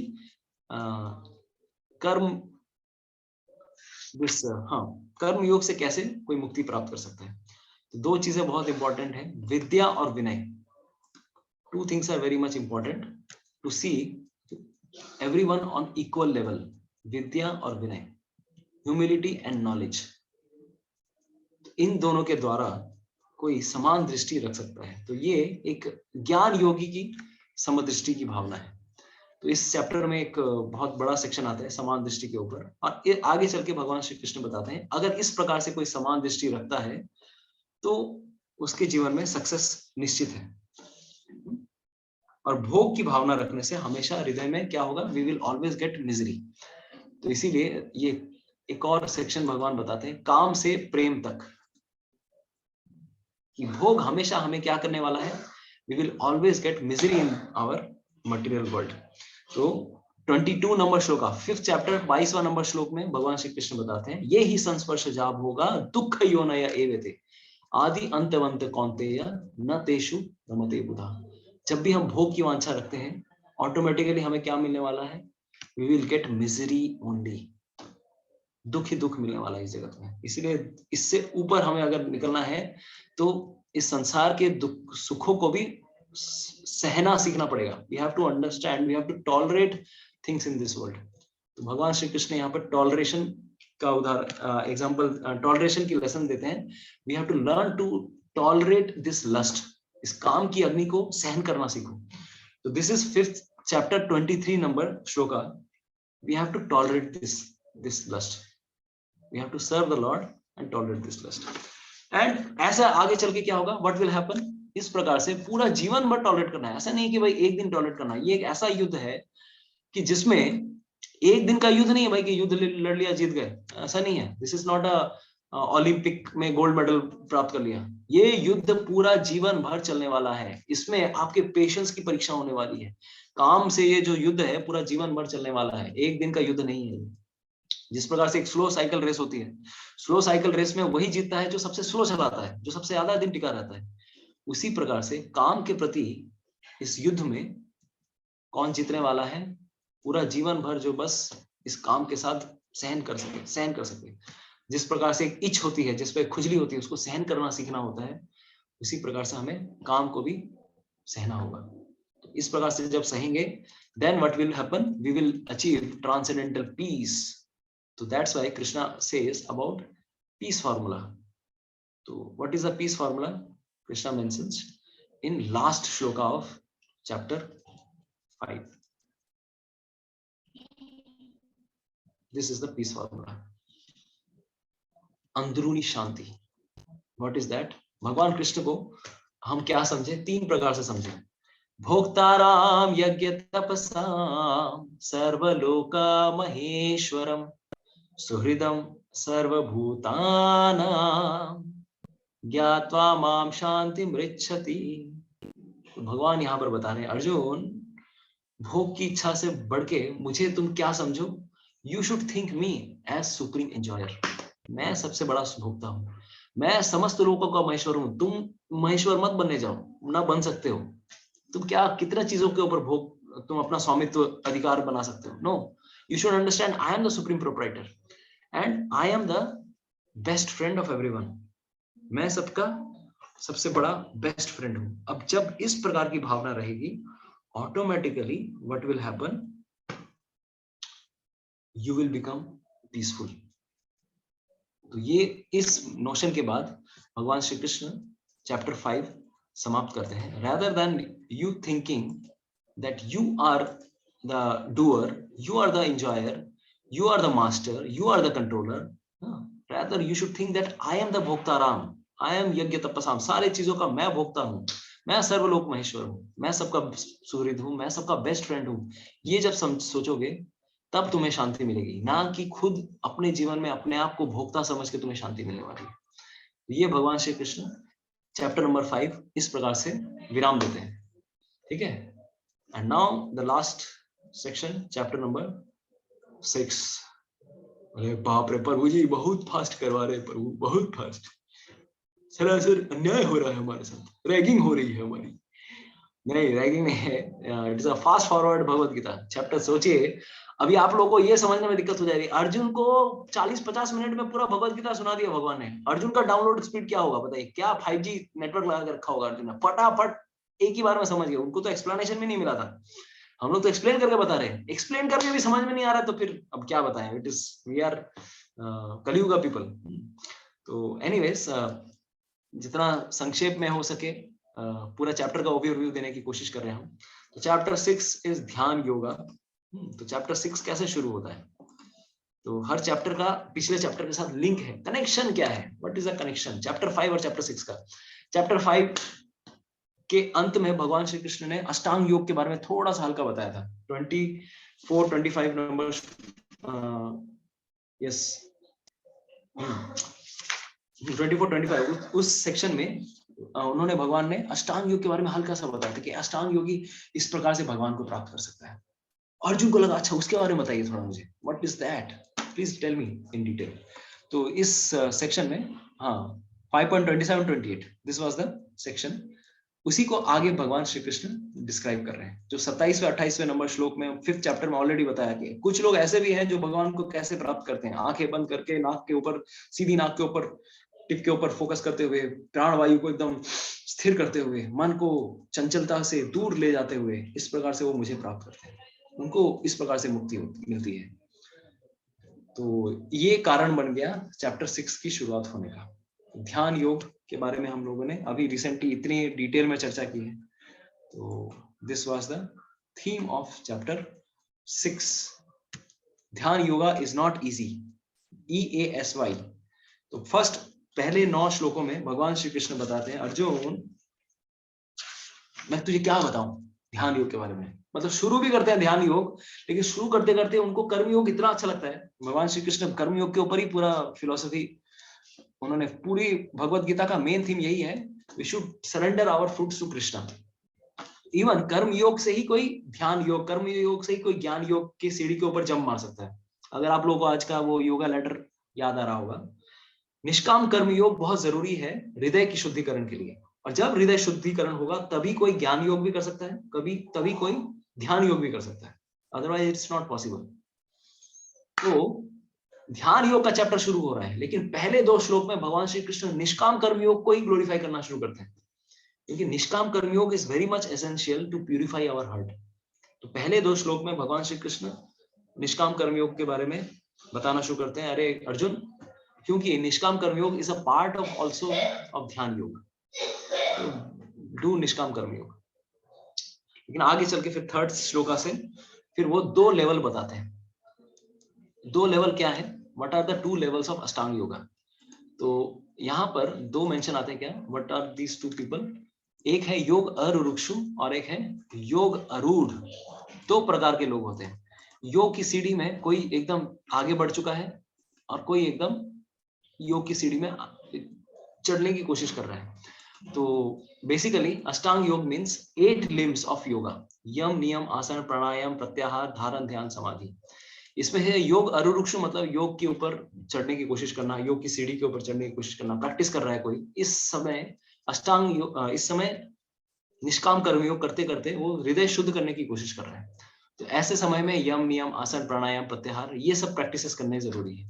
थोड़ा एडवांस होने के बाद जब वो योग आरूढ़ हो जाता है, घुड़सवारी सीख ली उसने, मन को कंट्रोल करना सीख लिया उसने, देन ही कैन डू धारण। धारण मतलब क्या, भगवान को हृदय में समा लेना, भगवान की छवि उसके हृदय में समा गई। ध्यान मतलब अभी वो हर एक लिंब के ऊपर फोकस करना शुरू करते हैं, भगवान के एक अंग के ऊपर। और समाधि मतलब उस समय जब भगवान की आंखें, भगवान के नाक मुंह सब कुछ फोकस, इतना perfect clear picture, HD high resolution picture उसको दिखने लगता है, भगवान के दर्शन हमेशा दिखने लगते हैं। ऐसे समय को कहा जाता है समाधि। तो ये अष्टांग योग की पद्धति है।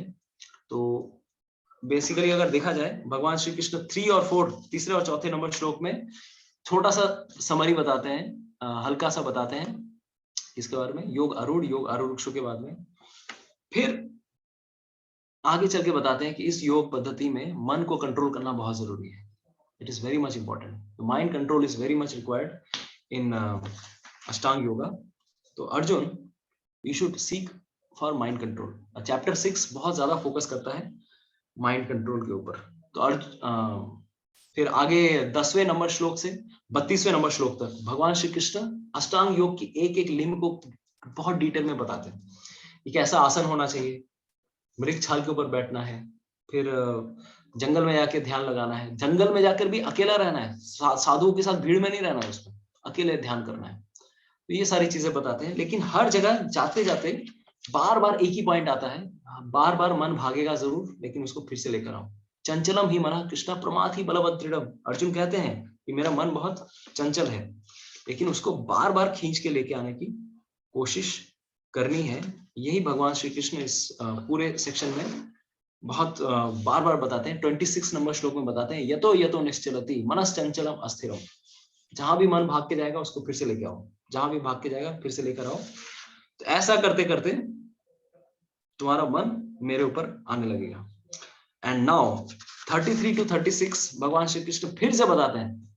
देखिए बार बार इस सेक्शन में मन के कंट्रोल के बारे में डिटेल में डिस्कशन आती है। तो 33 to 36 number section again mentions कि we should focus on mind control. Mind control करना बहुत जरूरी है। अगर माइंड कंट्रोल नहीं कर पाए तो ये इस योग पद्धति में तुम्हें सक्सेस नहीं मिलने वाली। तो 37 to 45 में फिर थोड़ी बातें चेंज हो जाती हैं। तो कृष्णा, अर्जुन के मन में ये प्रश्न आया, I can control the wind, WIND, but I cannot control the mind, MIND. WIND को मैं कंट्रोल कर सकता हूँ, MIND को कंट्रोल नहीं कर सकता। ये मेरे लिए बहुत दिक्कत वाली चीज है। तो मैं क्या करूं भगवान, मेरे लिए पॉसिबल नहीं है ये जो आप जिस योग पद्धति के बारे में आप बता रहे हो। भगवान कृष्ण उनको एक फॉर्मूला देते हैं, हाँ, who says that mind control is easy. इसलिए वैराग्य और प्रैक्टिस, डिटैचमेंट होना भी जरूरी है, मन को कंट्रोल अगर करना है, और प्रैक्टिस करना भी बहुत जरूरी है। हाँ, तो अभ्यास है नहीं तो कौन थे या वैराग्य न गृह्यते। प्रैक्टिस करो किसके ऊपर, मन भागेगा फिर लेकर आओ, मन भागेगा फिर लेकर आओ, फिर मेरे ऊपर फोकस करो। और वैराग्य मतलब क्या, डिटैचमेंट होना भी बहुत जरूरी है। भोग की चीजों के प्रति वैराग्य अगर नहीं रहेगा तो तुम्हारा मन फिर भागने लगेगा उसके पीछे। तो यहाँ पर इस सेक्शन में भगवान ने ये सेक्शन बताया कि यू शुड बी डिटैच्ड।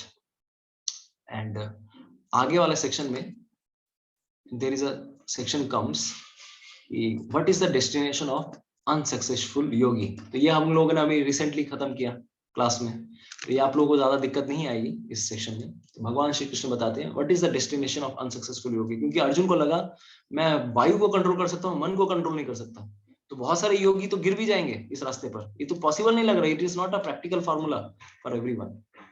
तो अर्जुन के इस प्रश्न का उत्तर भगवान कृष्ण देते हैं, यस, ऐसे लोगों को की क्या गति होती है, अगर वो शॉर्ट प्रैक्टिस के बाद गिरते हैं तो आगे चल के क्या होगा, उनको स्वर्ग में जाकर उनको भोग करने का प्रावधान मिलता है। And after enjoying in heaven they come back to this world and they take birth in a wealthy family. बहुत ही ऊंचे अच्छे घराने में जन्म लेते हैं ताकि वो बेसिक नेसेसिटीज को उनको कभी सोचना ना पड़े, रोटी कपड़ा मकान के लिए उनको कभी सोचना ना पड़े, बल्कि भगवान के बारे में वो सोच सके। जॉब के लिए दो डिग्री के लिए उनको दर दर ठोकरे ना खाना पड़े।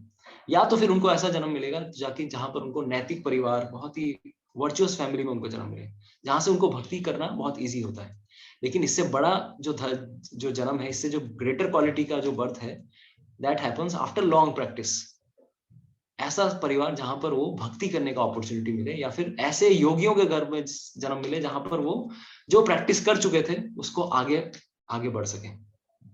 इस प्रकार से वो ये सेक्शन बताते हैं 37 टू, तो यस, टिल 37 to 45 नंबर श्लोक। एंड लास्ट 2 श्लोकास जो हमने लास्ट संडे हम लोगों ने कवर किया। फिर अल्टीमेटली दिस इज द समम बोनम, लास्ट 2 श्लोक भगवान श्री कृष्ण बताते हैं हु इज द ग्रेटेस्ट योगी। इस संसार में सबसे बड़ा योगी कौन है? वो नहीं जो ध्यान लगाने की कोशिश कर रहा है, बल्कि वो जो हमेशा मेरा चिंतन कर रहा है। He is the best of all yogis. A devotee is better than a tapasvi. A devotee is better than a jnani. A devotee is better than a karmi. A devotee is always better. तो इसीलिए योगी बनो अर्जुन। योगी कौन सा योगी? भक्ति योगी। भक्ति योगी बनना सबसे बड़ा जरूरी है। तो ये हमारा लास्ट श्लोका है और 6 chapters, last perfect punching ending. भगवान श्री कृष्ण बताते हैं कैसा योगी बनना है, भक्ति योगी। किस प्रकार से? हमेशा मेरा चिंतन करो। योगिनाम अपि सर्वेषां मद्गतेनन्तरात्मना श्रद्धावान भजते यो मां स मे युक्त तमो मतः। भगवान कृष्ण बताते हैं हमेशा मेरा चिंतन करो, मेरा मनन करो, इस प्रकार से तुम मेरे पास आ पाओगे। You will come back to me, don't worry. ये हमारा मेन पर्पस है। ठीक है, हरे कृष्णा। तो ये हम लोगों ने ऑलरेडी ये सब चीजें लास्ट क्लास में हम लोगों ने बताई। हर चैप्टर के अंत में कुछ बाधाएं हैं, तो this is the ending slide for today's session. Hare Krishna. तो thank you so much for joining us today. Fast forward revision हम लोगों ने किया, लेकिन थोड़ा हेवी लग रहा होगा। हरे कृष्णा। तो everyone is comfortable with today's session? Hare Krishna. Yes prabhu ji. Hare Krishna, thank you so much. तो एनीवेज हम लोगों ने कोशिश किया थोड़ा फास्ट फॉरवर्ड में जितना अच्छे से हो सके, क्योंकि आप लोगों ने ऑलरेडी बहुत डिटेल में ये सब चर्चा ऑलरेडी की है, तो ज्यादा दिक्कत नहीं आई होगी होपफुली। एनीवेज अगर कुछ ज्यादा ही फास्ट कर लिया हमने तो मैं क्षमा प्रार्थी हूँ, लेकिन 1 घंटा 50 मिनट में हम लोगों ने कवर किया है entire 6 chapters. Okay, 2020 match 50 over हम लोग अभी तक टेस्ट मैच खेल रहे थे, आज 50-50 हम लोगों ने। ओके, ठीक है, थैंक यू सो मच। किसी का कोई टीका टिप्पणी प्रश्न?